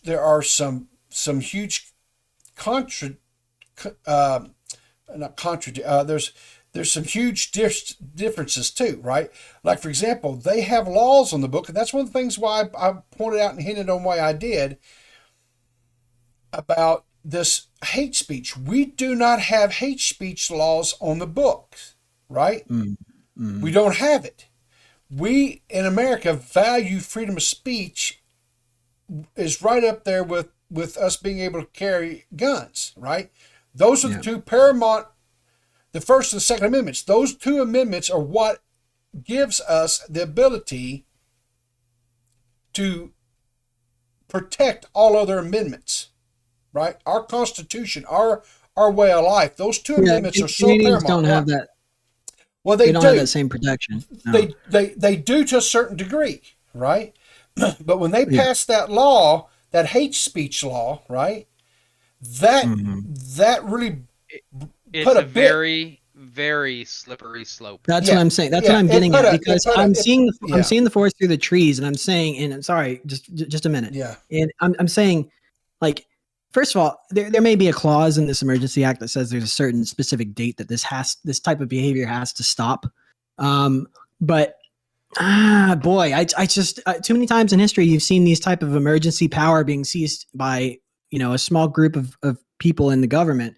And then, lo and behold, everything in life changes now as a result, because we liked the amount of power we had over the population because it was easier to quell dissent. So it's like, yeah. As we were saying, I was trying to give you the reasons why this is occurring. If you want my personal opinion on it, I still think Trudeau pulled out the howitzer instead of dealing with the fly swatter. I think it should have been dealt with in a much more political manner on the world stage. I don't think they required that act to come into play for this. Yeah, sure, it's definitely hard on the citizens of Ottawa that are living in that general vicinity, but the like you've seen in like 90% of the footage, like nothing serious has occurred yet. Like we are not at riot times. People aren't burning things. In my opinion, I think it's serious enough to be like, oh, no, fucking sir. But then again, like I said, I know I'm like spurging out because I have freedom brain. You know, I'm like, I'm not only am I an American, I'm a Texan as well. So it's like I've got the whole like, you know, it's a whole nother level. It's a whole nother level. We really don't like being told what to do. So here's what I guess I'm the biggest thing that I'm having a hard time grasping here is, again, we as Americans looking through American eyes here, we saw towns in our country literally decimated, entire business districts destroyed. Okay. And we saw all this stuff going on under the guise of a quote protest, right? And the problem that I'm having a hard time with, and I'm sorry, and I don't mean to offend anybody on this, is I can't, in my mind, I can't wrap it around the fact that, and I understand that, you know, the businesses not able to conduct you know, commerce and stuff because of the roads being blocked and all that. And I understand a hardship on the businesses, and they're already facing hardships because, again, these mandates that the Canadian government put in place as far as, you know, they can't have occupancy, it's probably takeaway only or delivery only, which we ourselves had to deal with that here in the States, which was a huge, and we're still dealing with it now because now that they're actually able to open up the dining facilities and things like that, you don't have to just do takeaway anymore or delivery. They don't have personnel, and they can't get personnel to come back in and work. So they're still not able to really, you know, to serve. And so these businesses are struggling. So I get all that. But when I hear things about, well, that's a whole different fucking can of worms. Yeah, it's a whole other thing. But when they talk about, well, they honk their horns. And I understand, if I was living in downtown Ottawa and I was having to hear these honking horns all the time, I would get a severe case of the red ass. I'm not saying that I would not get pissed. 24 hours a day. I'm not saying I wouldn't get pissed. I would. But that's the whole point of the protest, though. That's exactly right. Disrupt. If, you know, what would these people, you know, and I'm glad, listen, I'm so glad. You want them to sit quietly sectioned off in a corner where no one can see them? And you're like, well, okay, you're that's the difference between Americans and Canadians, though. We like to still be polite in our protesting. Exactly. I know, but the illusion I was going to make is like, you want them to be in like a dark corner somewhere where literally no one can see them. Like, that's your protest zone. But think about this, though, you guys. Like, just honestly think about this. Like, and if this is the last takeaway because this is something that's been on my brain since this whole mess started. Yeah. Right. Like in Canada, I know in the U.S. it's just as important, but in Canada, like without the truckers, this country comes to a halt instantly. Yes. Like we are so spread out, it's not even funny. It's huge landmass, and we don't have close to the population that you guys have. So no truckers equals we all starve to death, and we're eating snow and seals. That's it. Yeah. Why in the fuck did nobody just go on strike? Why didn't all these guys just get together and say, instead of driving to Ottawa and freaking out on Parliament Hill, why don't we just all say, fuck you, we're not working until you guys rectify this situation. Save some money on fuel. Are they unionized? Well, there are trucker unions, and the one union didn't support this convoy at all. Yeah. But I don't know. Okay, so your union doesn't support them. They can't strike because then the union, and this happens often with people that are unionized jobs, that if the union grows too big and starts getting in bed with the corporation that they... Oh, yeah. So they say, okay, so you unionized workers, your union says we're not striking, so you are not allowed to strike. So if you do organize a strike, you'll be let go. And then that happens quite a bit. And so you could, so the truckers from there, and I could say, you know, and this is speculation, sure, but you're like, okay, we tried that. Our union doesn't back us. This is what we're doing now. Well, see, Our union doesn't support them. That, I mean, they can't strike because then the union, and this happens often with people that are unionized jobs, that if the workers Yeah, but here's the thing though, right? Like they organized like some 3,500 truckers plus Yeah. to take a trip across Canada. Like it would have been just as easy to say, you know what? We're gonna go fucking Yeah. say screw you. We're not delivering your shit, and you can come crawling back to us when you can't find anybody else to take it. Because trucking already right now it's like already at an all-time like holy fuck things are screwed up.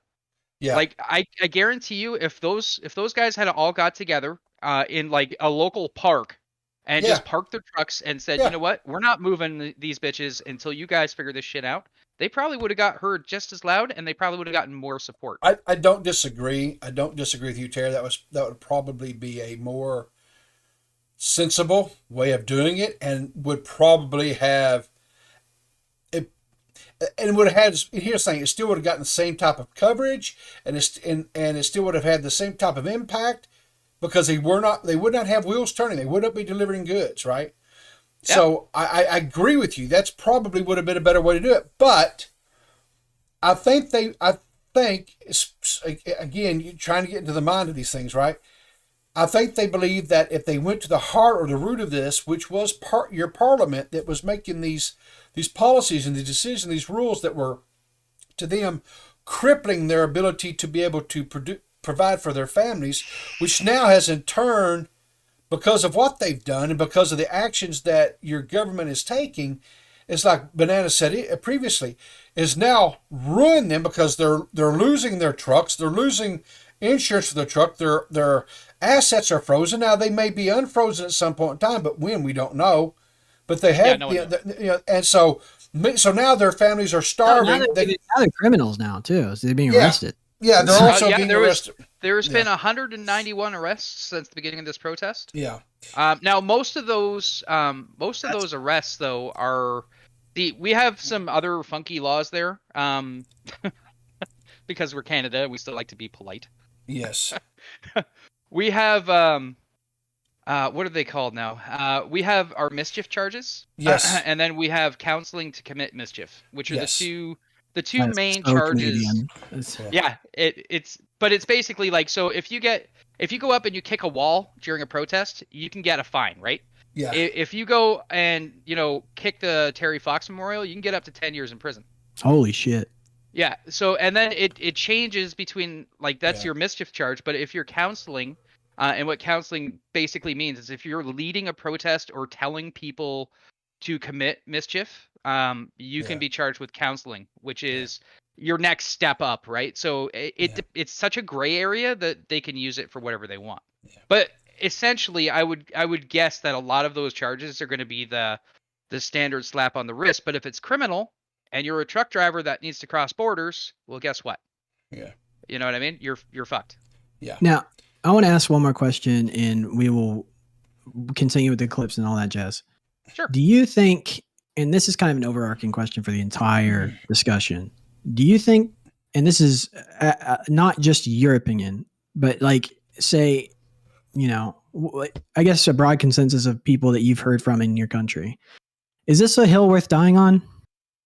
I think if you're a trucker and your personal views are to not have your government tell you what's put in your body, and because of your decision on that aspect, you can't go to work anymore, then maybe that is a hill worth dying on for them. If you're asking me personally, I'd be like, no, I'm going to get the shot.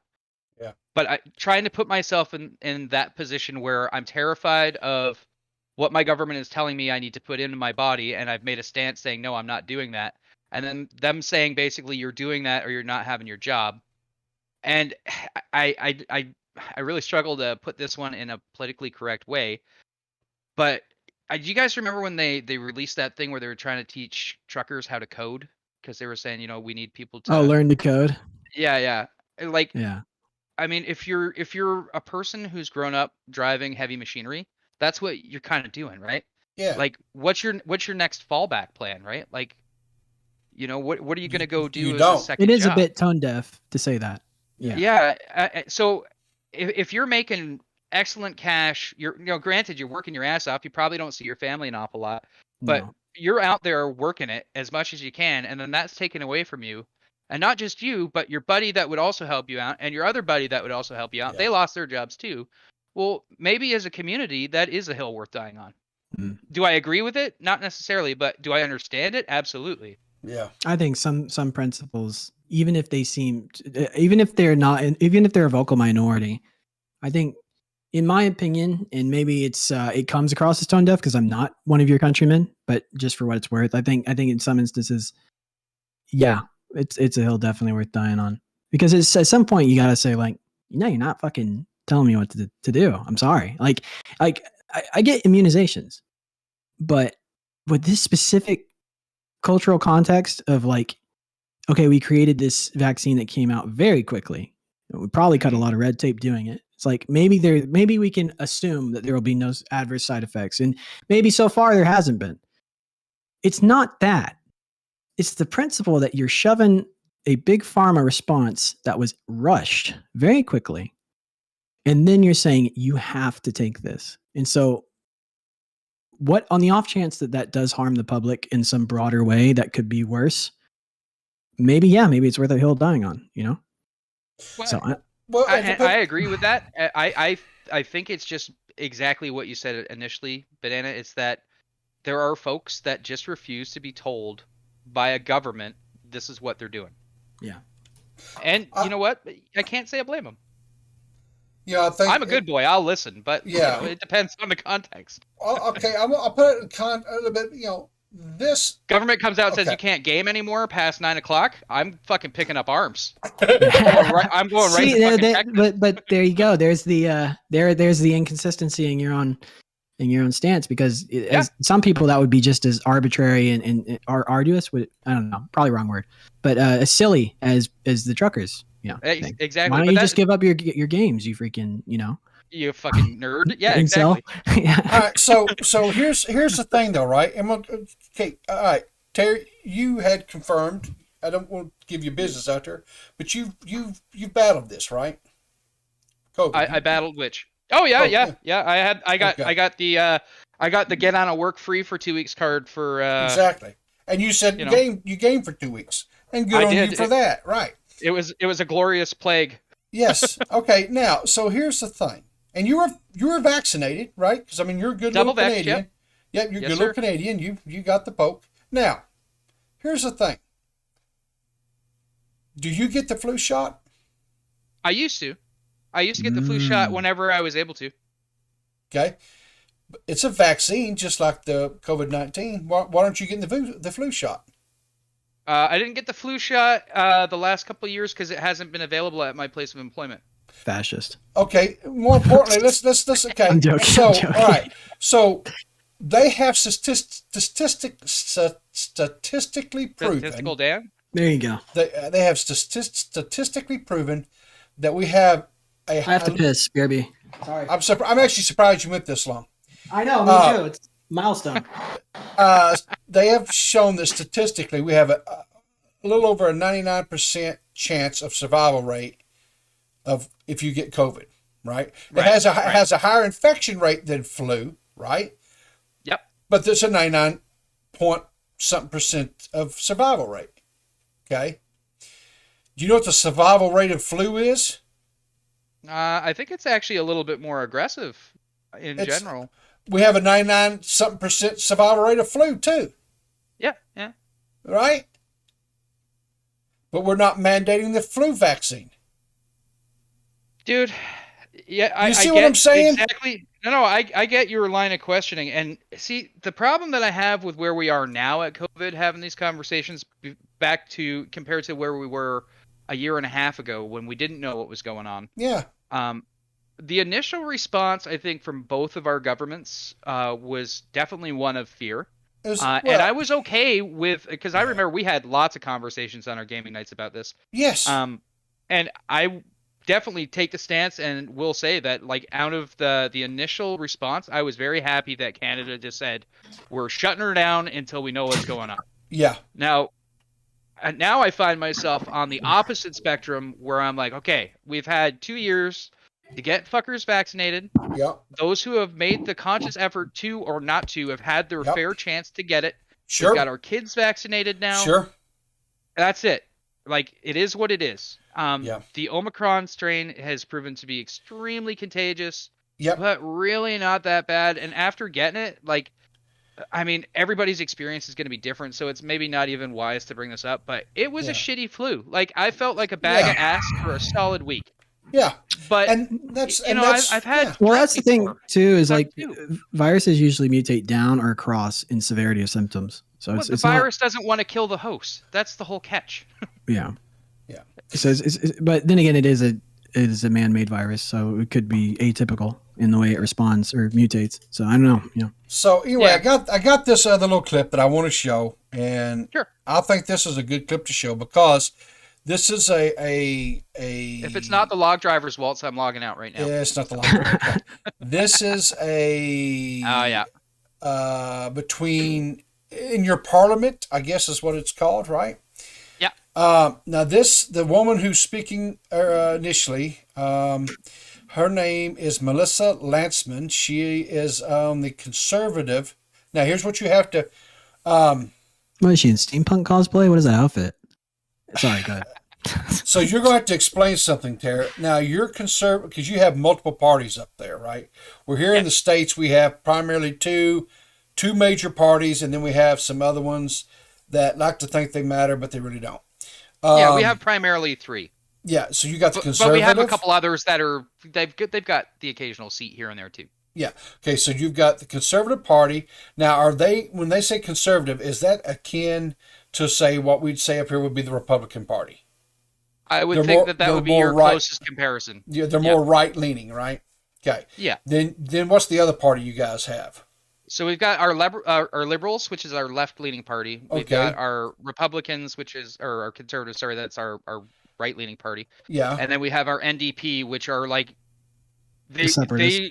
they're somewhere between left and holy fuck. How can you get that far left? Oh, Okay, the so wokes. they what we would call up here the progressive left.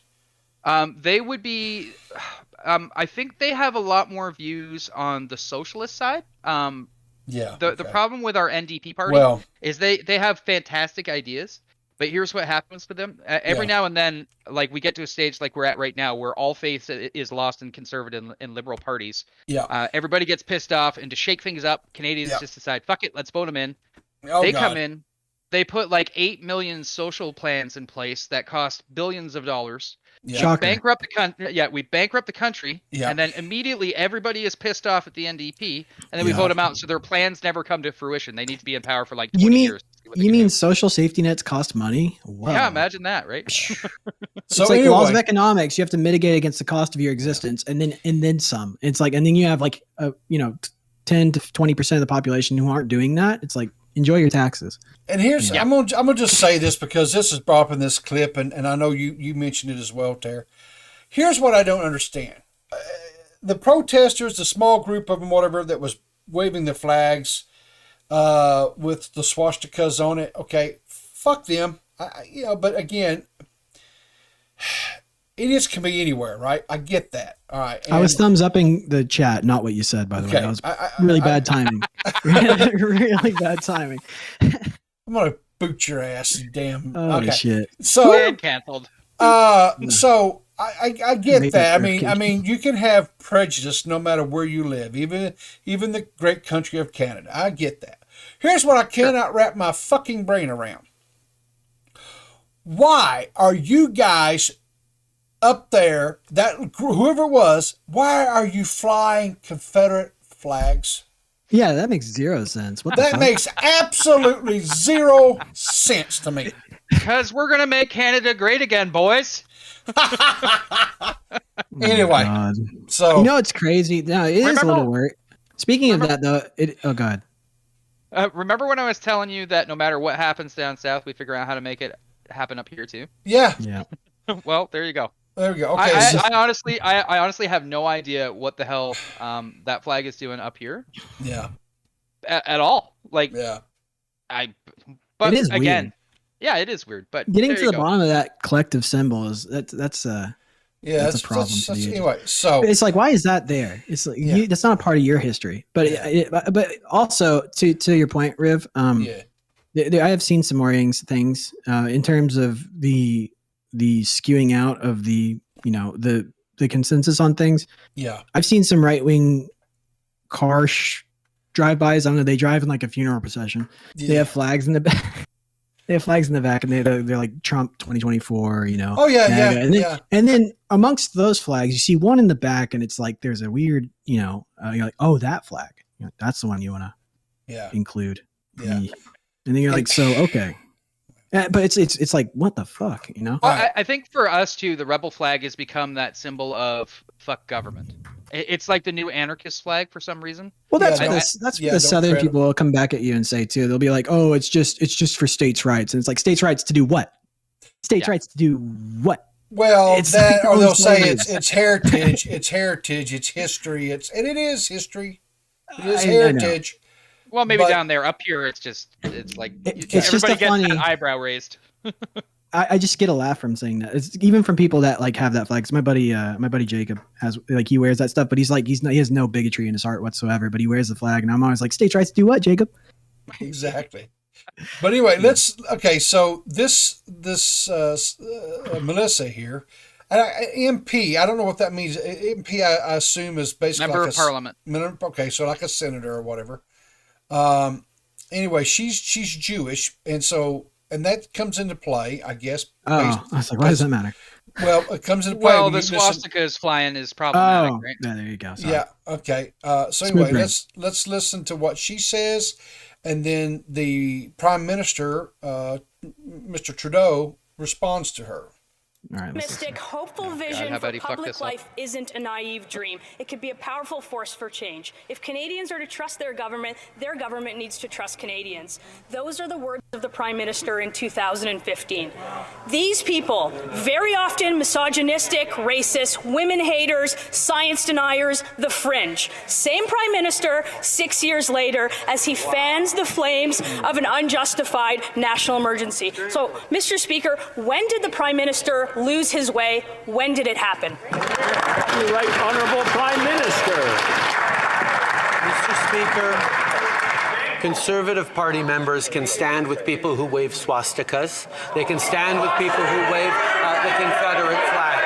We will choose to stand with Canadians who deserve to be able to get to their jobs, who be able to get their lives back. These illegal protests need to stop, and they will, Mr. Speaker. I'm sorry, Claire. You're sorry. You're sorry that our Prime Minister has a fantastic head of hair. I'm sorry that his. I mean, that is not a good response. Good God. What did you think would happen? Well, You hear the response to that? Just everyone was like, JT has a habit of saying some things and "What, sound being like an idiot. an extremist?" Jesus Christ.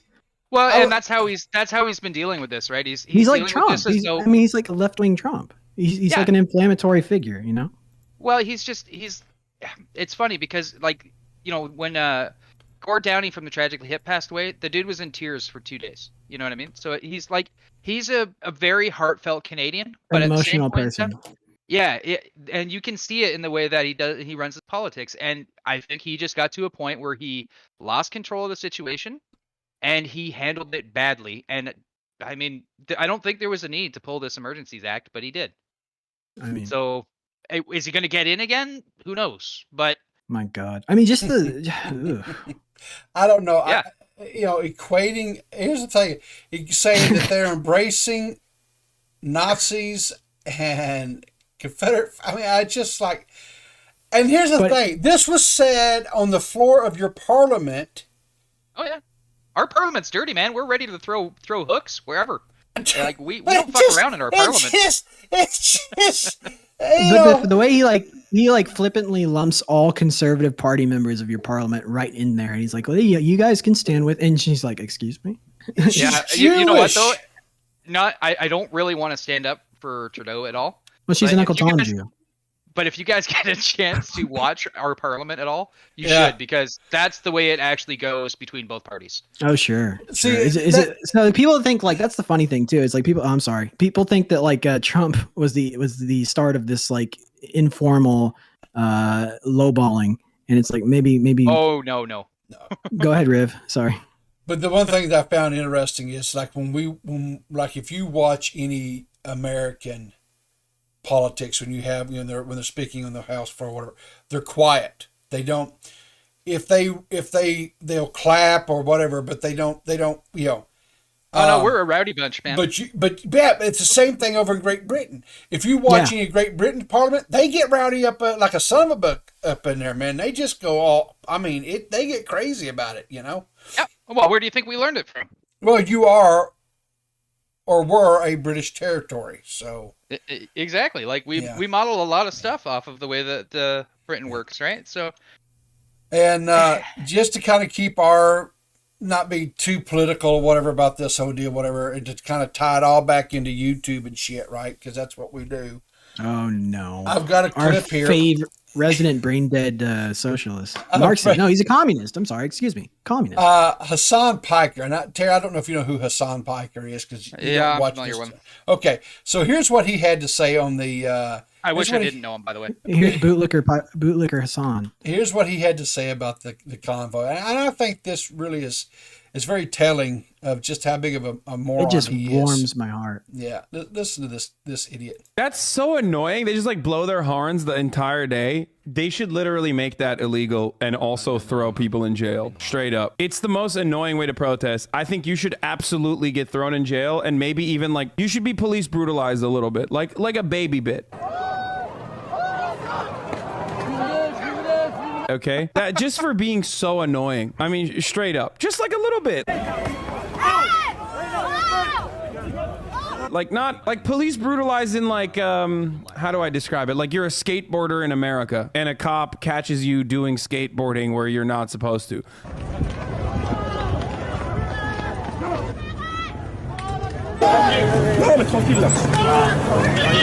I'm not saying like police brutalize in the sense that like you're like a black teenager. I mean like police brutalize in like a regular police altercation where there is like a little bit of escalation, just like a baby bit, you know? For what? Hey! What are you doing? Failing to ID. Hey! Hey! Failed to ID. Yeah, he failed to ID.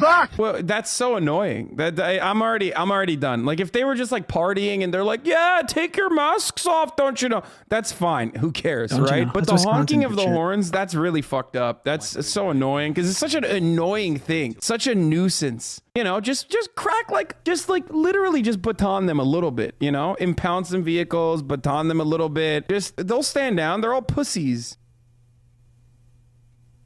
Wow. I didn't know he just baton him a little bit. Shit, you know. He just called like Canadian truckers pussies. Yes, he did. Yes, he did. What a fucking loser! And to any truckers that ever see this shit, as a Canadian, I'm gonna say thank you first, and I'm sorry you're dealing with this shit. But fuck that guy. Yeah, that's Hassan though. He's an idiot. This guy's sitting in his $3 million mansion, and he's calling these guys out here working. These guys and women, truckers, are out here trying to scrape a living out for their families, and he's calling them. I would love to see one of our Canadian female truckers just jersey him and beat the ever-loving shit out of him. Jesus. I would love to. I would pay to see that. Some roller derby, like rough. Yeah, we should start a GoFundMe. Yeah, we should. It'll get I think it's canceled. a prototypical communist bootlicker. You know, they just like they hate the poor and they enforce, their ideas. Yeah, that's not the Canadian way. No. By the way, in that clip I showed you, that old man that was being arrested for failing to ID, that actually did occur in Canada during this protest, by the way. So, I believe it. Anyway. Papers, please. So here's the thing. Hopefully we've kind of maybe shed a little light, because I'm sure, I don't think I'm alone in when I looked and I saw and I seen these things, and looking at them through American eyes and through what we hold, some things that we hold dear, it really bothers me. And I start to say that it still doesn't bother me, because it does bother me. But what we have to understand, what we have to do as Americans, was when we see things like this going on in Canada or any other country, it doesn't matter where, what's going on when they have protests or whatever, we have to keep in mind that they have different laws. And they have a different way of doing things. So we cannot apply our views. We cannot apply our standards. We cannot apply our laws towards that country. And it's very hypocritical for us to come in and try to judge and point fingers and condemn anything that's going on up there. Nah. But because it is. Disagree. Okay. Nah. Here's what I'm going to say is I think Tare's assessment of the situation is very spot on. I think his suggestion, if they would have just went somewhere else and not actually congregated in and around Parliament itself, would have accomplished exactly what they wanted to do. Now, here's the thing. I'll say this is if they still came at them in force like they are right now, and if they'd have done that, if they'd have went somewhere else and they come after them and they're doing what they're doing now, it would have really, really, really have pointed the Canadian government in a very, very poor light. Absolutely. As it stands now, I don't understand it. There's a lot of questions I have. There's a lot of concerns that I have on some of the things that they're doing. I think is very overreaching, in my opinion, as an American, as far as coming in and some of the things that they're doing, like the seizing of accounts, the termination of their ability to get insurance on their vehicles, things of that nature. I think that is an extreme overreaction and overreach by the government. But again, here's the thing. I'm not Canadian. I do not sit here to understand what all laws that they have and what they have things in place. I think it's sad that these men and women were put in a position where they felt like they had to do this to begin with to be able to feed their families. I'm sorry that they felt like their backs were against the wall and they had to take this type of a stance, and it's sad. But here's the thing about it. I still love that country. I think it's a beautiful country. I think the people are beautiful people. I look forward to being able to go back up there one of these days, and I want to spend a lot more time up there. I want to spend time with my buddy Tare. I got some Canadian shit for you up here. Don't worry. Yeah,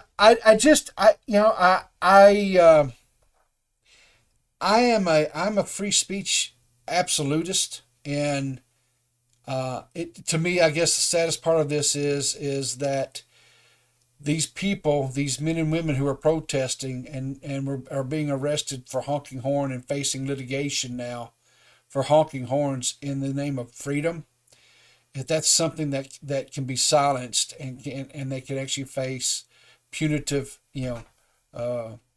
actions against them for it. That people who weren't even being directly violent, like they've all been lumped into the same category now. Yes, so and peaceful or otherwise. Yeah, and to the people up there that were flying Nazi flags and flying Confederate flags. Fuck you. I don't understand that. I don't understand how you people in 2022. I don't understand how you people still have that mindset and how you exist. And this is coming from a old white man from the South. I don't understand how you can exist. And I'm conservative. I'm centrist conservative, but I'm still conservative in nature. I can't wrap my brain around this crap. Anyway. I am going to echo that in another regard too, because I know in the US, when you're about to, like you see something that is just morally and fundamentally wrong, you guys kind of have to think a little harder before you throw the first punch. Yeah. Because God knows what the guy's carrying. But in Canada, 99% of the time, if you need to make a statement, you're pretty safe to do it without the fear of being shot. Yes. So it's wrong. What I don't understand is back in the day in my neck of the woods, if some asshole was wearing a swastika, you didn't have any problems beating the ever-loving shit out of them. And you're morally right to do so. Yes. And I find it incredibly disheartening as a Canadian that we allow that shit to occur. Yeah. Now, we are not necessarily a violent folk in terms of, we're not about to go shoot people, but we will beat the ever-loving shit out of people. I've heard stories about some of them damn hockey matches and how you people beat the shit out of each other after a hockey match. But they walk away. That's the important part. Well, to be honest, here, the point you're making about providing social enforcement or social consequences for people who brand themselves in a hateful light with symbolism that is directly tied to racist organizations. Here in the States, that shit in the South still exists. Yes. And those people, good portion of the time, are ex-convicts that come out of federal prison. And so the reason you don't mess with those type of people is you're liable to get stabbed, shot, and usually they people avoid them and they don't talk to them, so they're not allowed in certain, you know, like they just aren't welcome. Those hateful type of people is what I'm saying. Unless they're in their own group. Right. So that's how we isolate that kind of behavior of that hateful, you know, those tribes of hateful people, is we say, oh, you're one of those people? Okay, you're not allowed anywhere near me or my kin. So and let me say this to what Tara's saying or whatever. I want to put on a little bit here in the States. While I don't understand that mindset, and I don't support that mindset, and I think it's an awful mindset to have. You still have the right to have that mindset. Unfortunately, you still have the right to wave those flags. I don't agree with it, and I don't understand how you can have that mindset in 2022. But you still have that. Yeah, you also right. got a right to go live in like the freaking tip of the Arctic, as far as I'm concerned. Well, yeah, I'm not. That's a great point. Yeah, exactly. I don't disagree with you, Tara. You do yourself in. Good for you, idiot. But you know the thing of it is, like a society is a group of like-minded individuals. Yeah, you know what I mean. Like, granted, like there has to be a little bit of breathing room for sure, but when what you bring to the table is a plague on your society and drives like basically a sickness into the heart of it, it needs to be rooted out and fucked off with. Yeah, 100%. I don't know, that language. It seems a little slippery. You know, all of these topics are slippery slopes for sure. Well, the whole rooting out part, like finding them and identifying them and then being like, so like rooting out, you might think that to mean something kind of relatively benign, but there's some other people that say, oh, that means we get rid of them. Well, that's a reason why I am not the communist leader of Canada, because things would be a lot different. Anyway, listen, I wanna wrap this thing up. We have been going now for what, about 2 hours, I think, something like that. Is that right? 2.5? Almost 3. Yeah. Is it almost 3? Yeah, 2.5 hours. You guys got a special fat edition of the podcast today. But I knew this was going to happen because this was a subject that is so. When you start unpacking this, there's just so much there. And I want to extend my whole heartfelt thanks to Tara for joining us and agreed giving us his time today. We took away from his gaming time, and you guys just don't know how precious that is to him. And so I'm very. That's all right. I love you guys as my neighbors. Yeah, and we love you guys up north too. And we do. I'll speak for myself here. I'm not going to speak for everybody. I try not to anyway. It saddens me that you guys are having to go through this turmoil. I will say this though, that had to be, other than the honking, and I understand how that could get annoying, but still, when I contrast it, that's the point, to the civil disrest of what we went through.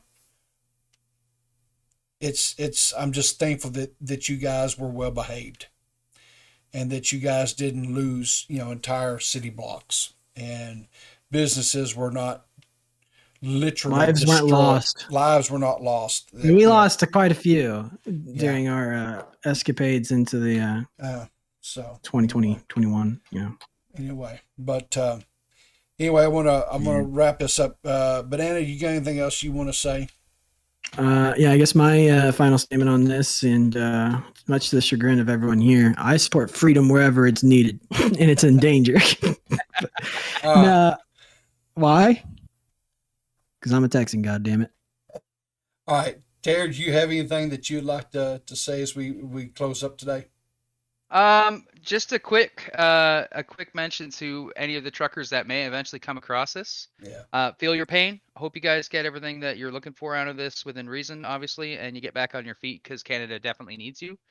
And thanks again, boys, for having me on to chit chat about stuff that I know very little about. Thank you. I really need to find someone more politically plugged in. Yeah, you guys have got the worst Canadian you I can know. possibly find, by the way. He could talk all damn day about video games and tell you all kinds of crap, but boy, he gets into real world stuff. He's like, nah, I'm going back over here to virtual worlds. No, it's good for me too because it forces me to keep an eyeball on what's going on in my country. Yeah. So in 10 years of this, I won't be able to sleep at night either. Thanks, guys. Appreciate it. You're welcome. You're welcome. You're welcome. You're welcome. To all the people that have stayed with us and watched this today, we appreciate you. We appreciate Zero calling in. We appreciate you again. Like I said, we do appreciate your views and opinions. Anybody that comes across the podcast and you're watching the VOD afterwards and everything, if there's something you feel like we've missed, if you feel like there's maybe a position or a viewpoint that we didn't share, please do so in the comments down below. Hopefully we will get a subscription out of you. A like, a share would even be better. Yeah, we got shouted out again. Thank you to Liam Talks, who Yes. apparently, according to him in his most recent video, shouted us out. I appreciate I guess that. he's a friend of Nerdy John. I looked at that video, and in the comments there, he had Nerdy too. So Yeah. Of course, Nerdy was on the podcast last week. I like Nerdy. I think he's a fun and entertaining young Good man. show. Yeah, make sure Yeah. you check out his channel as well. And on that note, guys, I'm gonna get us out of here. Appreciate your time today, and remember, guys, keep your powder dry, and we'll see you in the funny papers.